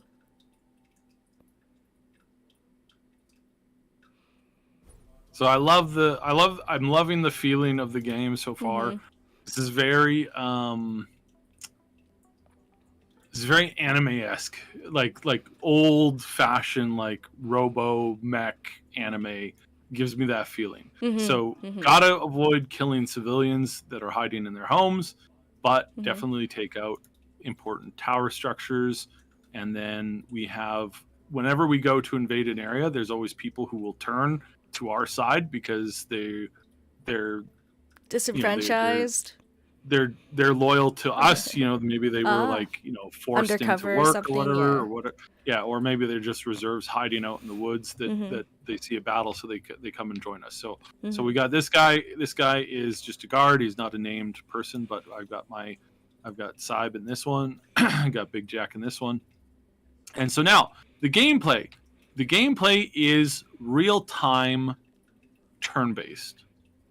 Which most people are like, what do you mean real time turn based? That doesn't make any sense. So what we're seeing here is we're seeing the units on the field, and what happens is there's a time. The thematic theme of the game is there is a time technology that we have that allows us to see most likely probable futures. Okay. So the most likely probable future calculated here is on the screen is what you see. So you got this mech on the top of this hill over here. Then you got these 2 tanks in the field over here. And what happens is in the next, I believe it's the next 5 seconds, we see what they're probably going to do. So we are seeing here, so the little red shadows are going to highlight what they're going to do. So this tank is going to drive down the street. This one's going to cut through the park. This running mech is going to run through the children's park, and he's going to start shooting at us at about the 2.5 second mark. And then he is going to try and get as close to this ridge line as possible, where he's going to come up, and supposedly after that, he's going to intercept us there. It's pretty basic tech. And what we can see is this tank here that cuts through this grass area, he's going to come around this corner. As soon as he gets around this corner, he's going to start firing at us. Pew, pew. Now, we know that that's what their stated goals are.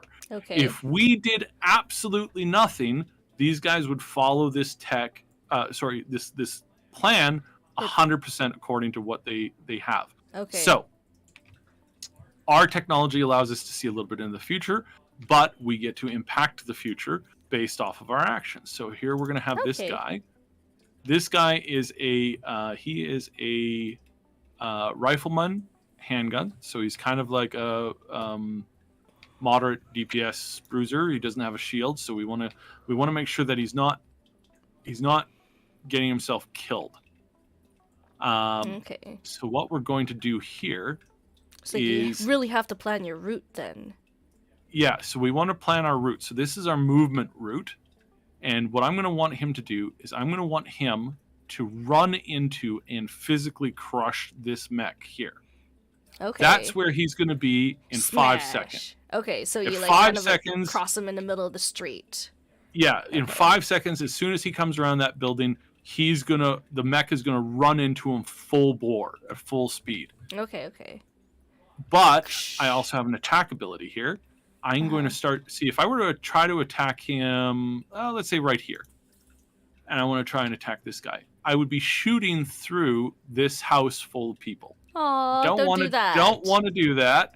So what we're going to do instead is we're gonna put his attack pattern at about the 4.2 second timer, and he's going to start to fire at this guy as he comes around the corner. That's what he's going to do there. Okay. Yeah, Notional in the chat says, no smash and grab, gotta buy dinner first. Yeah. I think he might have been talking about that's what his plan was for. No, all right, so then we got smash and grab. Then we got Sabi over here. Sabi over here is going to run over here. I need to take out this building here because this building is their communication center for for the city here, specifically run by the bad guys. So we want to start taking this out. So what we're going to do is we're going to start shooting this thing as soon as I get into range of it. I'm going to go attack this target, and then I'm going to take a secondary firing position. And I'm going to tell him to attack this target there too. And then, as a fourth action,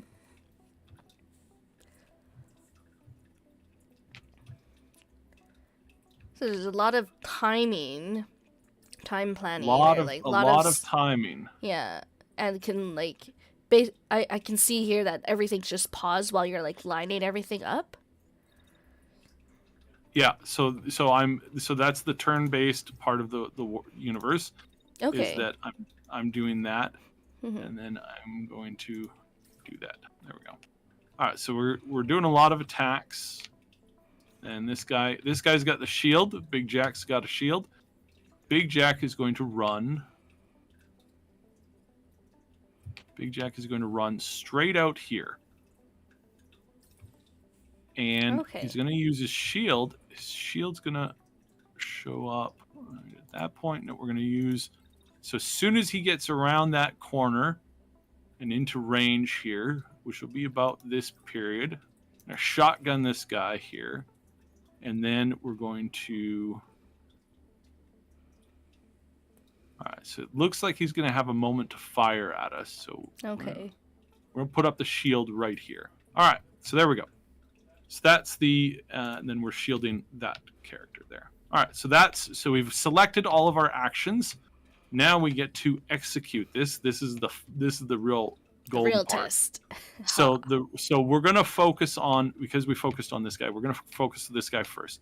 Let's see what happens. All right, so here he comes. He's running down here, Oh, crashing through the trees. coming around the corner. There's that Is that tank. another guy? Boom, boom, boom, boom, boom. There he goes. And he starts to attack the tank. Yeah. So this is looking really solid That's really here. good. Yeah. So we've also taken down the alarm system. That's great. Mhm, Cool. mhm. So, all right. So now we watch this guy, but let's watch what happened here to Saibi. So we're going to replay this. Oh, we can and we're gonna watch replay. this. At any moment, we can replay whichever one we want. And so Okay, that's okay. where we go here. We check that out. Boom. All right. Sweet. Down it So goes. not only did I come around the corner, I took out the communication building. I also... I get this. Let's slow this down to a slow. So boom, boom, boom, boom, boom. With my one gun, take out my sidearm. Boom, Yeah. boom, And down it goes. and down it goes. Then I pull out my primary weapon, and I fire over here at this mech coming around the corner, which none of them hit. Ah, shoot. But But big guy over here. So let's replay that again. yeah, show Watch me. let's me. watch the big boy. Yeah, big boy. Where are you, big boy? All right, so big boy comes around the corner here. Okay. He's running through the tower here. Running. He's pulled up his shield because this guy fired a missile at him, and he takes out his shotgun and he blows him point blank range into that. So things have changed a little bit now, A little bit. according to like what their plan was. This guy didn't get nearly as far as he wanted because he Mhm. came around that corner and he realized, oh crap, there's a giant mech coming at me, and now this guy is in his way. So he held his fire and he also stopped moving. So that's how the game works. So that's Okay. the game in a nutshell. That's really cool. You get to see a snippet of the future. You get to see Only a like snippet 5 of the future, seconds ish. and then you get to make your next plan. So naturally, things change significantly in the course of time and how things are going to react now. Now what's going to happen is, again, if I don't do anything, this tank over here, the one that I smashed into over here, he will immediately reverse himself, turn his gun around, and start going for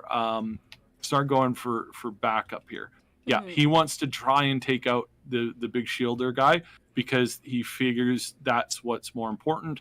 He had a collective crap fest when this guy ran into him, so they're about to crash. Like they're just starting to crash right here. But that is something that is going to definitely change if I continue. Let's just remove that, and then what we'll do is I still want him to run into this guy, and just to make sure that we really chase him down, we're going to parallel his movements all the way Mhm. to about here. So Okay. we're paralleling that movement, but we're not just paralleling that movement. We're going to be firing at him at the same time. Pew pew pew So pew. only 25% chance to hit. I don't like those chances at all. I wonder if my sidearm is a little bit better. Nope, that is 10. Wow, that is terrible. Who taught these people how to shoot? So Not you, attack apparently. and attack. Actually, you know what? I think he's going to be dead by that point. Let's Probably. instead go small arms fire on him. So he'll start that. And we go over to Saib, and Saib goes. So Saib goes, we're going to run all the way over here. We're going to collide at some point. We're going to collide right when he's shooting at us. So we kind of maybe we don't want to do that. Maybe what we want to do is we want to wait a little bit. Oh, I don't know how to. Oh, there we go. The wait function is a little weird. I haven't quite figured that one out yet. I don't know why it's being crappy, but that's fine. You know what we'll do? So we'll go up here. Yeah, we'll go on this upper side. So we'll take the high road and we'll immediately start shooting right back here. Oh, no, not that. Shoot small arms fire. Nope. That's so terrible. Nope. Let's put that right there. 95. That is much better. That is much better. So then we'll shoot. And then we'll just continue to shoot. And then we will sidearm shoot. Oh, still, oof. My sidearm is terrible for damage, apparently, against anything that's moving. All right. So got 3 attacks lined up against him. But before that even happens, I am going to definitely nail this guy right here with another shotgun blast. Yep. And that's going to take him to about there. So then what we'll do is we'll do another direct shotgun blast to him there. Then we'll do Then we will move. That's where we want that.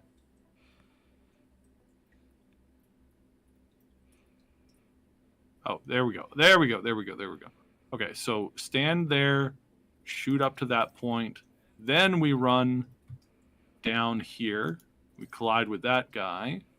And we are going to shotgun this guy in the face right about here. All right, there we go. So I think that's a good plan. Looks solid. Let's just check everybody over. Sure, while this guy's getting to there, maybe we'll have him turn around and shoot that guy a little bit more. Phew. And then this guy again. There we go. All right. All right, so starting with this guy over here, let's see how that goes. Oh, that one's dead. Yeah. Yeah. Boom. Okay, that looked amazing. Let's get that replay. This time, let's replay from Saib's perspective over here. So basically, you play like these 5-10 seconds at a time. Yeah. You're playing 5 to 10 seconds at a time and making critical choices that result in this guy getting his camper shot out. This tank got crushed. Wow. And this tank is about to die. So then we go, yeah, all right, execute my plan. We're just going to take this guy. We're going to do another shotgun to his face right there, optimal range. And just to be on the safe side, we're gonna yeah. Okay, no, that's gonna be good. And then we're going to move this guy. This guy can fire. Oh, he's still firing. We'll just move him. Let's move him over this way, and then old Sabi can run down here and join the fray. All right, and then we can play that one. Yeah, he did. Bye. And that's the battle. Now I believe there is a Victory! Oh, they don't have it yet. They were talking about having it so that you could play the whole mission beginning to end and see all your actions play out in one like big long like play thing. That would be cool. They definitely got to add that at some point. Yeah, like a Then full comes replay. one of my favorite parts. I get to salvage stuff. Woo! I love salvage games. I cannot, like, seriously. I love this whole like mech salvage thing. It's one of the core parts of like playing this game. Are you What do I salvaging want from to the salvage? things you destroyed? Yes. Okay. So I'm salvaging. So if I played it smarter and maybe tried to like be a little bit more accurate in my shots, I cored the mech. So the mech got core. I blew out with a shotgun. I blew out the mech's central core, obliterated the engine, the central components, and then also the pilot. But now, so I get to grab. Oh no, his torso was damaged. Yes, it's damaged. Okay. So I get to pull this. I can either scrap it for parts, or I can salvage the whole thing. I can recover the whole thing. Okay. And what I'm going to do is I'm going to recover everything so that I have enough, and I've got enough points to recover that. If there were more mechs, it would have been harder to recover everything. But now that I've recovered the whole thing, I get basically a whole new mech and some extra weapons in there. Nice.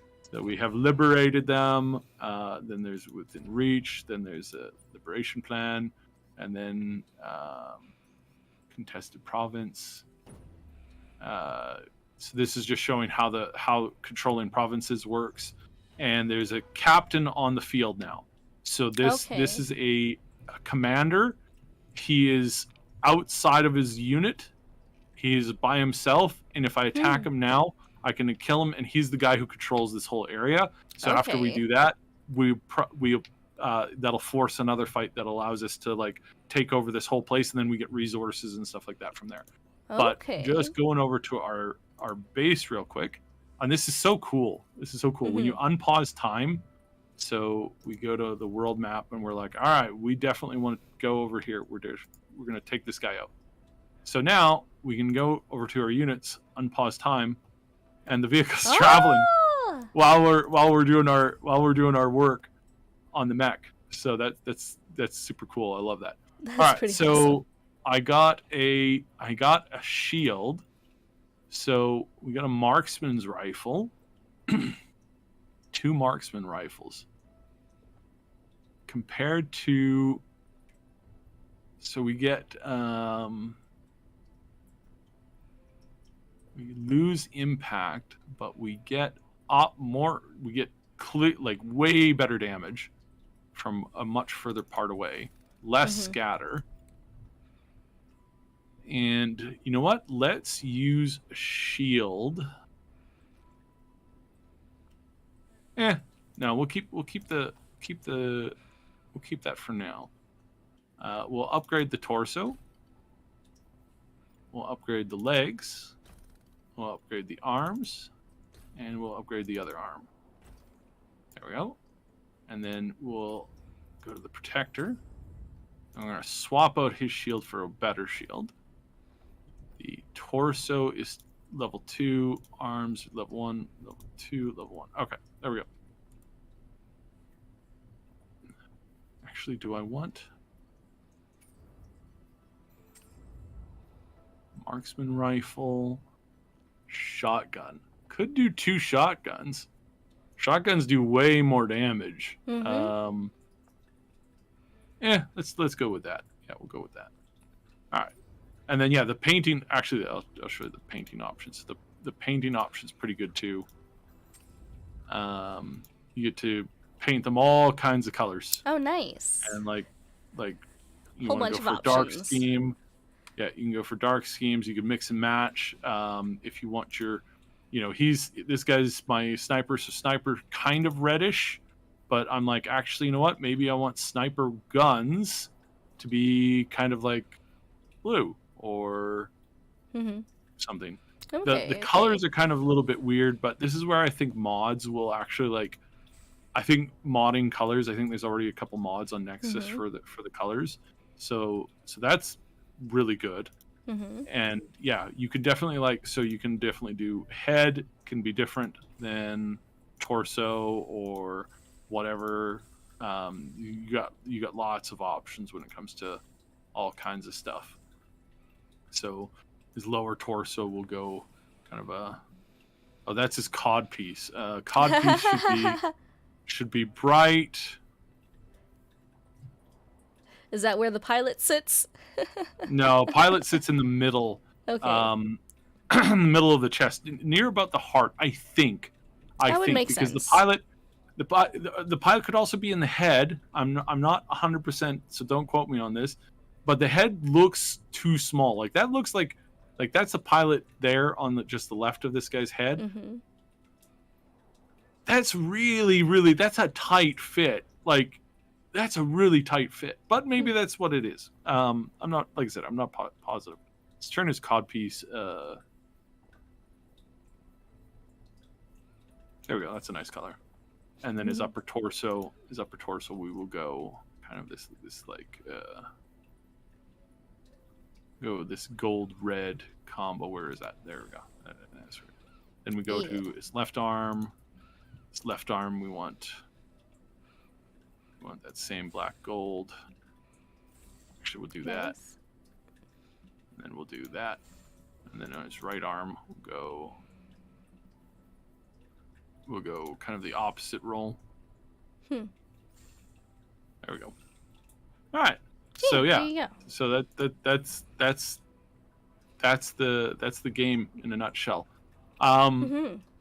It's decently priced. Like it is right now. It is $31 Canadian. Okay, that's not bad. So as far as games go. As far as games go, as far as mech games go, this is really cheap. Like this is this is a really solid game for what you're getting. I think it is because it's already like very mod compatible. There's already a ton of mods out there that are improving a whole bunch of things with it. That means that and why is mods important for this game? Like why not just have a completed game? Well, because it's a mech game, you have so many different ways you could take these mechs. If you come out with a mod, you can make these mechs look like Warhammer stuff. You can make the enemies look like Warhammer stuff. You can make the enemies look like you can go a mech warrior route and have a lot more like mech warrior type things. That's what's cool about this, and that's why mods are important for games like this, because there's so many more varieties of mech combat. You've got a whole bunch of different anime types that you could do. You've got a whole bunch of different stuff. And the weapons in this game. I did forget to talk about the weapons. So the weapons in this game, obviously, they've got, machine guns, marksman rifles, they've got shotguns, they have machine guns. They also have, we saw it a little bit in the preview, in the opening menu, they have swords. And they have axes. They've got clubs. Like mecha-sized. Mecha-sized everything, yes. Okay. So again, this is like, this is really a wide toolkit for people to play with and to mess around with when it comes to this kind of stuff. So I'm super, super excited for this. I haven't played it very much. I played through the demo. They had a demo of this out. I think you can still play the demo. I'm not. Don't quote me on that. It's not on my list anymore, but that's probably because I own it. But there was a mod. There was a demo for this. So if you're interested in this game, you can definitely get the demo. But the difficulty in the game, very, very, very flexible. You can change the amount of incoming damage, the amount of outgoing damage, heat generation. Right now, I don't like the normal heat cycles on the mech. So if you overheat your mech, you end up like basically destroying your mech. That's not fun. I like heat generation. I wish they had a 75% chance, but it goes from 50 to 100. 100 is the norm. 10%'s low, 50%'s medium. So I was like, all right, well, let's stick it on medium. That would be nice. I do love salvage. I love playing my game around the salvage. 100% at salvage points, I would have only been able to get like 2 parts of that mech. Yeah, and when you're doing these big long fights where you're fighting like 7, 8 different mechs or like 20 different vehicles, stuff like that. Only getting like 2 pieces out of it kind of sucks. So I Yeah. want more of a salvage bonus. Mm-hmm. Yeah, I want the ability to get more stuff out of it. Actually, you know what? For being for yeah, we'll keep it there. So yeah, and you can turn off whether you get you can salvage destroyed parts or not. So that guy that I blew out the core there, if I had this turned off, I would have had absolutely no ability to get any of those parts because it completely vaporized the mech. But that's definitely kind of more like a kind of like hard mode thing. I'll probably play this through on this fairly easier difficulty. Then once I get a real good feel for the game, then I'll probably swap to a harder playthrough. Yeah. I may even swap things to a harder playthrough. Like I may not finish this campaign. I may get some mods, mod up the game a little bit, go back in and play on a very much like harder difficulty because that's a lot of fun too. Mm-hmm. So yeah, so that's this game, Phantom Brigade. It's a lot of fun, and I'm really excited to see where it goes from here because the release version's pretty darn good. Yeah. I've seen very few bug reports. The rating right now is very positive. This is not a huge game. There's only been 500 people that have reviewed it so far. Okay. But this to me is like, this is such a solid like option of like what we can get from this kind of a game. I really like it. So this mission was in the demo. This was one of the last missions in the demo that you got to play. This one is you basically go in and you basically assassinate a slightly weaker mech who is running back to his base. So that's this guy here. He didn't think that the Phantom Brigade was real until we showed up. Huh. And then he's like, oh crap. So this is a VIP pilot commander for the area. We want to try and like knock him out. So what you're supposed to do is you're supposed to beat him down and recover his mech with the concussive damage. Okay. And he's running, and then basically what we would do is we would knock him down and then we would run away. But I also like the idea of just killing him and then killing his backup over here when his backup shows up. So I mean, I like, you could play it either way. In the demo, I was able to do it both ways. So let's see here. So let's run after this guy. Why is it not allowing me to? Okay, run there, then run here. Okay. And then we want you to attack him right here. And then we want to shield slam him right about. Oh, that's not going to work. All right, let's just kill him. I was going to be nice and be like, okay, well, I'll concuss him from the back with the shield. But I'm like, let's just, like, shoot him to death. Because that probably makes the most quick way amount to of go. sense. Yeah, quick way to go. You defied the, rules and stuff and things. You so failed the therefore, people. You attack the peoples. You're gonna get what's coming to you. Okay. It's coming to you, right? And then attack there. Okay. All right. Well, let's see how that executes.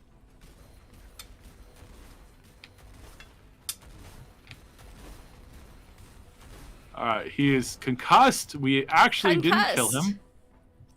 You concussed We him just anyways. lost our VIP. Requesting permission to fall back over. Oh! You're like, ha ha ha.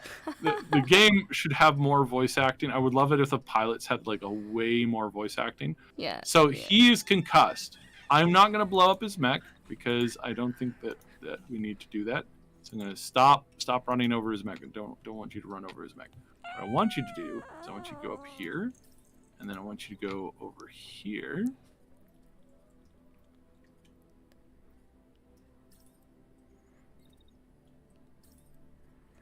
Commander is taking over the Probably, bucket. probably get off a lot more shots. You left the bucket, Luna. That's your fault. Right. And then this one.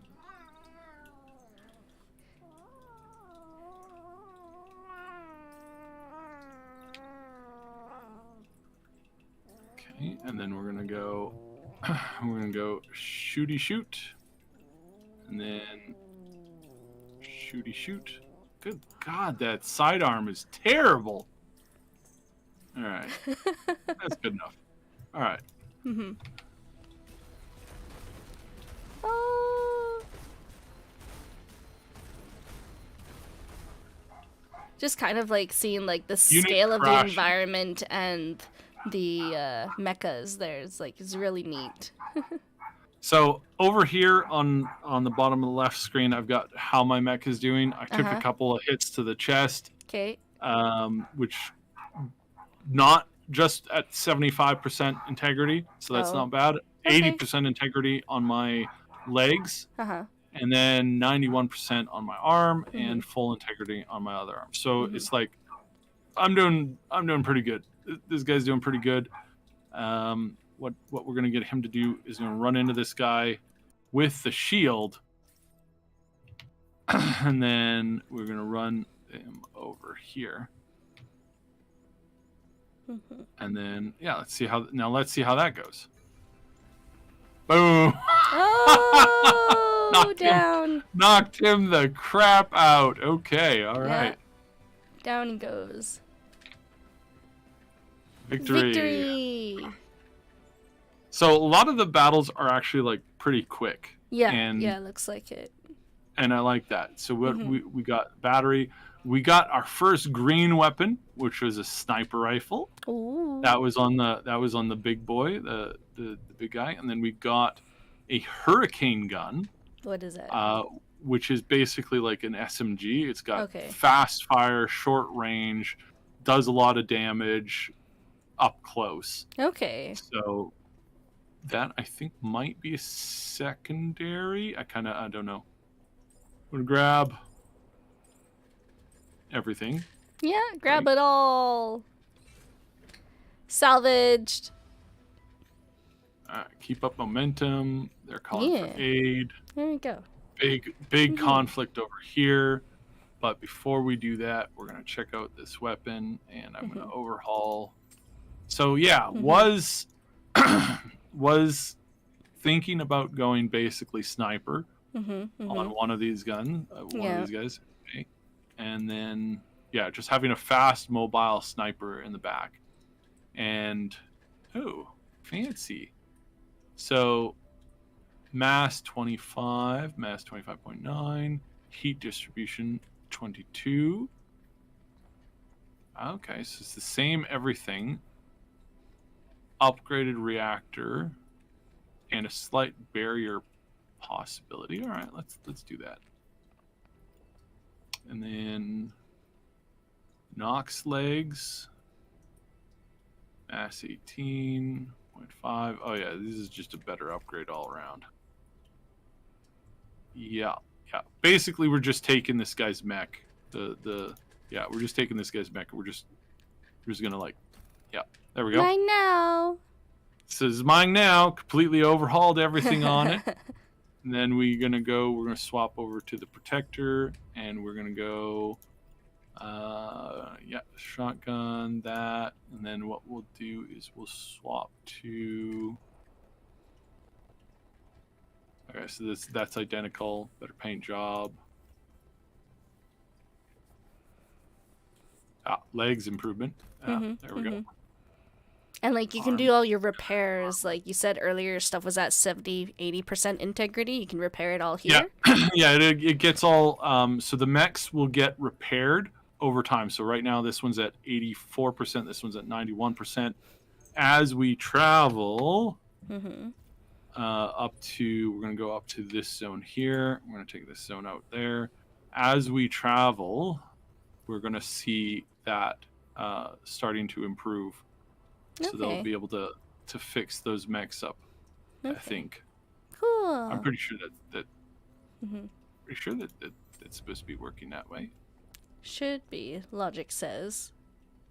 Should be, logic says, but I'm not seeing it. Might be because I'm in that window. Maybe. Mm-hmm.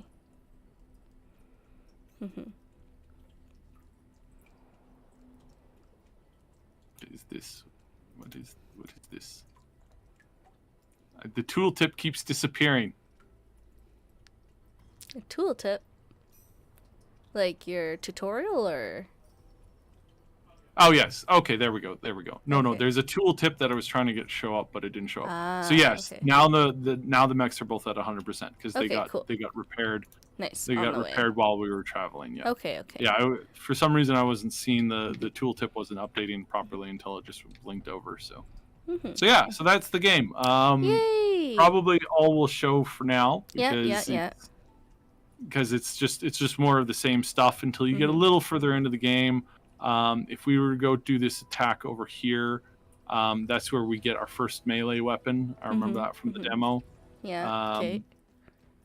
But yeah, Mhm. it's Yeah. If you're into mecha games, big oh, robots. Saib was and, like, Saib was a little superplaying. injured in that round, so we're Oh, gonna no. swap Saib out for Kia. I like that you can write little background stories for your characters. Yeah, It's yeah. cute. This actually kind of a really important feature Oh, is it? in mech games is to have like your pilots doing the things that you want them to do and to have a Mhm. background. In the other mech game that you've seen me play before, the BattleTech game, Hmm. you could also write elaborate backgrounds for your characters as well. Okay. Yeah, and because that was a very important thing, you could import your own photos into it, so you can actually have Ah. yourself as a pilot in that game. You can do that here with mods for sure. Mm-hmm. There's already been some mods out to change the pilots.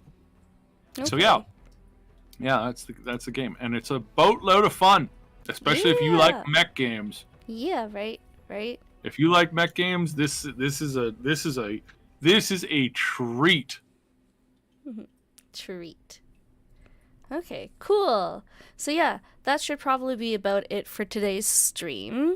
If you haven't already, please hit that like button and subscribe to our channel for more stuff like this. Let us know in the comments if you enjoyed it or not, or just say hi. And join our Discord if you haven't already. We're a fun bunch of people. There's actually a whole bunch of people gaming together in a cafe right now in the voice chat, and usually it's like a lot of regular people there, but like we have lots of different channels for you to interact with, whether it's the voice channel, the general chat, the lounge. We have a bunch of topic channels like the anime channel, food channel, gaming channel, comics, shows, whatever you want to talk about, it's there. We also have a lot of gaming channels.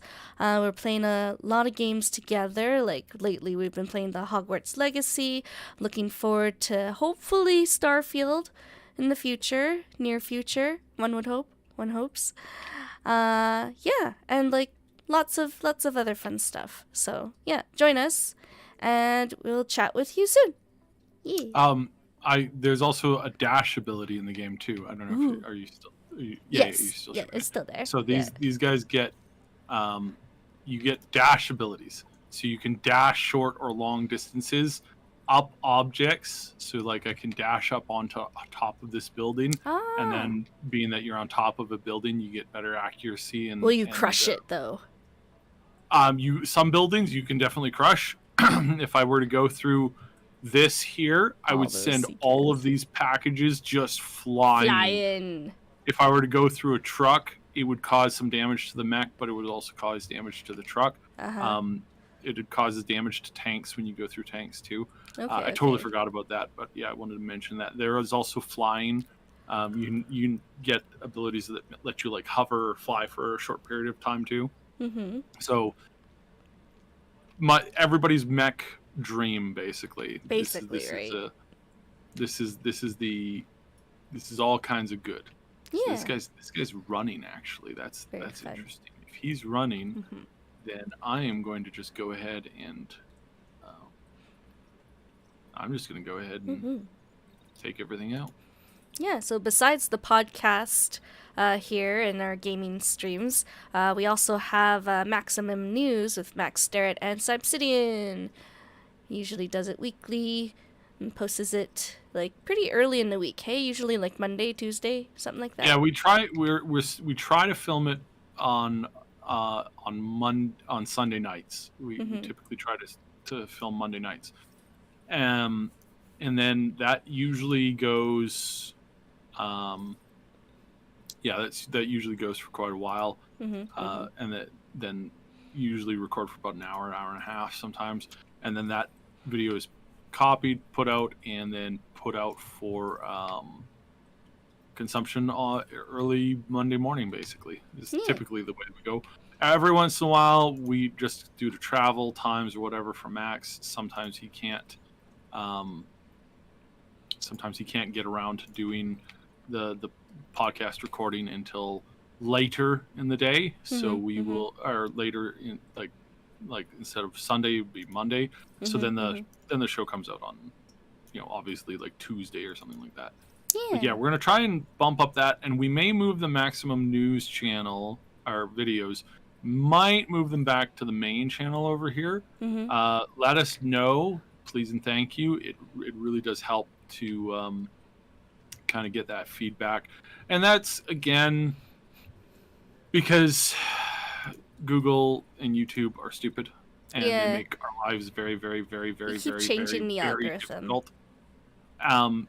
Before, a year and a half ago, they were punishing us constantly for streaming on the Mhm. channel. Going, what are you guys doing? What are you You guys post doing? videos. Why are you going live? And it was extraordinarily frustrating. Very It was frustrating. just super, super frustrating. And then now they're like, hey, why aren't you guys streaming more? It's like, because you were punishing us for streaming. You absolute. Right. So it's like, why not So just yeah, let people create and post yeah, things? Like, why do you have to yeah. It's regulate it with a fine like tooth comb? It doesn't make like sense. why do they got to be putting their thumb on the thing constantly? Why Constantly. is that a thing? It is so frustrating to have that just be constant, uh, just be a constant thing. It is no amount of stress to us all when YouTube does this, and it's just Yeah. oh, And it's we like, they really don't wish even that tell you about it. They just do whatever they like. Ay. yeah. Yeah. And again, it's really frustrating. Mm-hmm. So yeah, Yeah. please, again, the hitting the like button always helps. Yeah. Um, Leave us some doing anything for comments. us, yeah. Let us know what you want to see more of. And yeah. Oh, that should be good. So yeah. If you haven't already, join our Discord and we'll chat with you soon. Yep. Bye. Goodbye. Oh, and yeah, I'm gonna be streaming this in the Yeah. I'm gonna just move from here straight over to our live stream Yeah, in the straight over Discord. to the cafe channel. Yeah.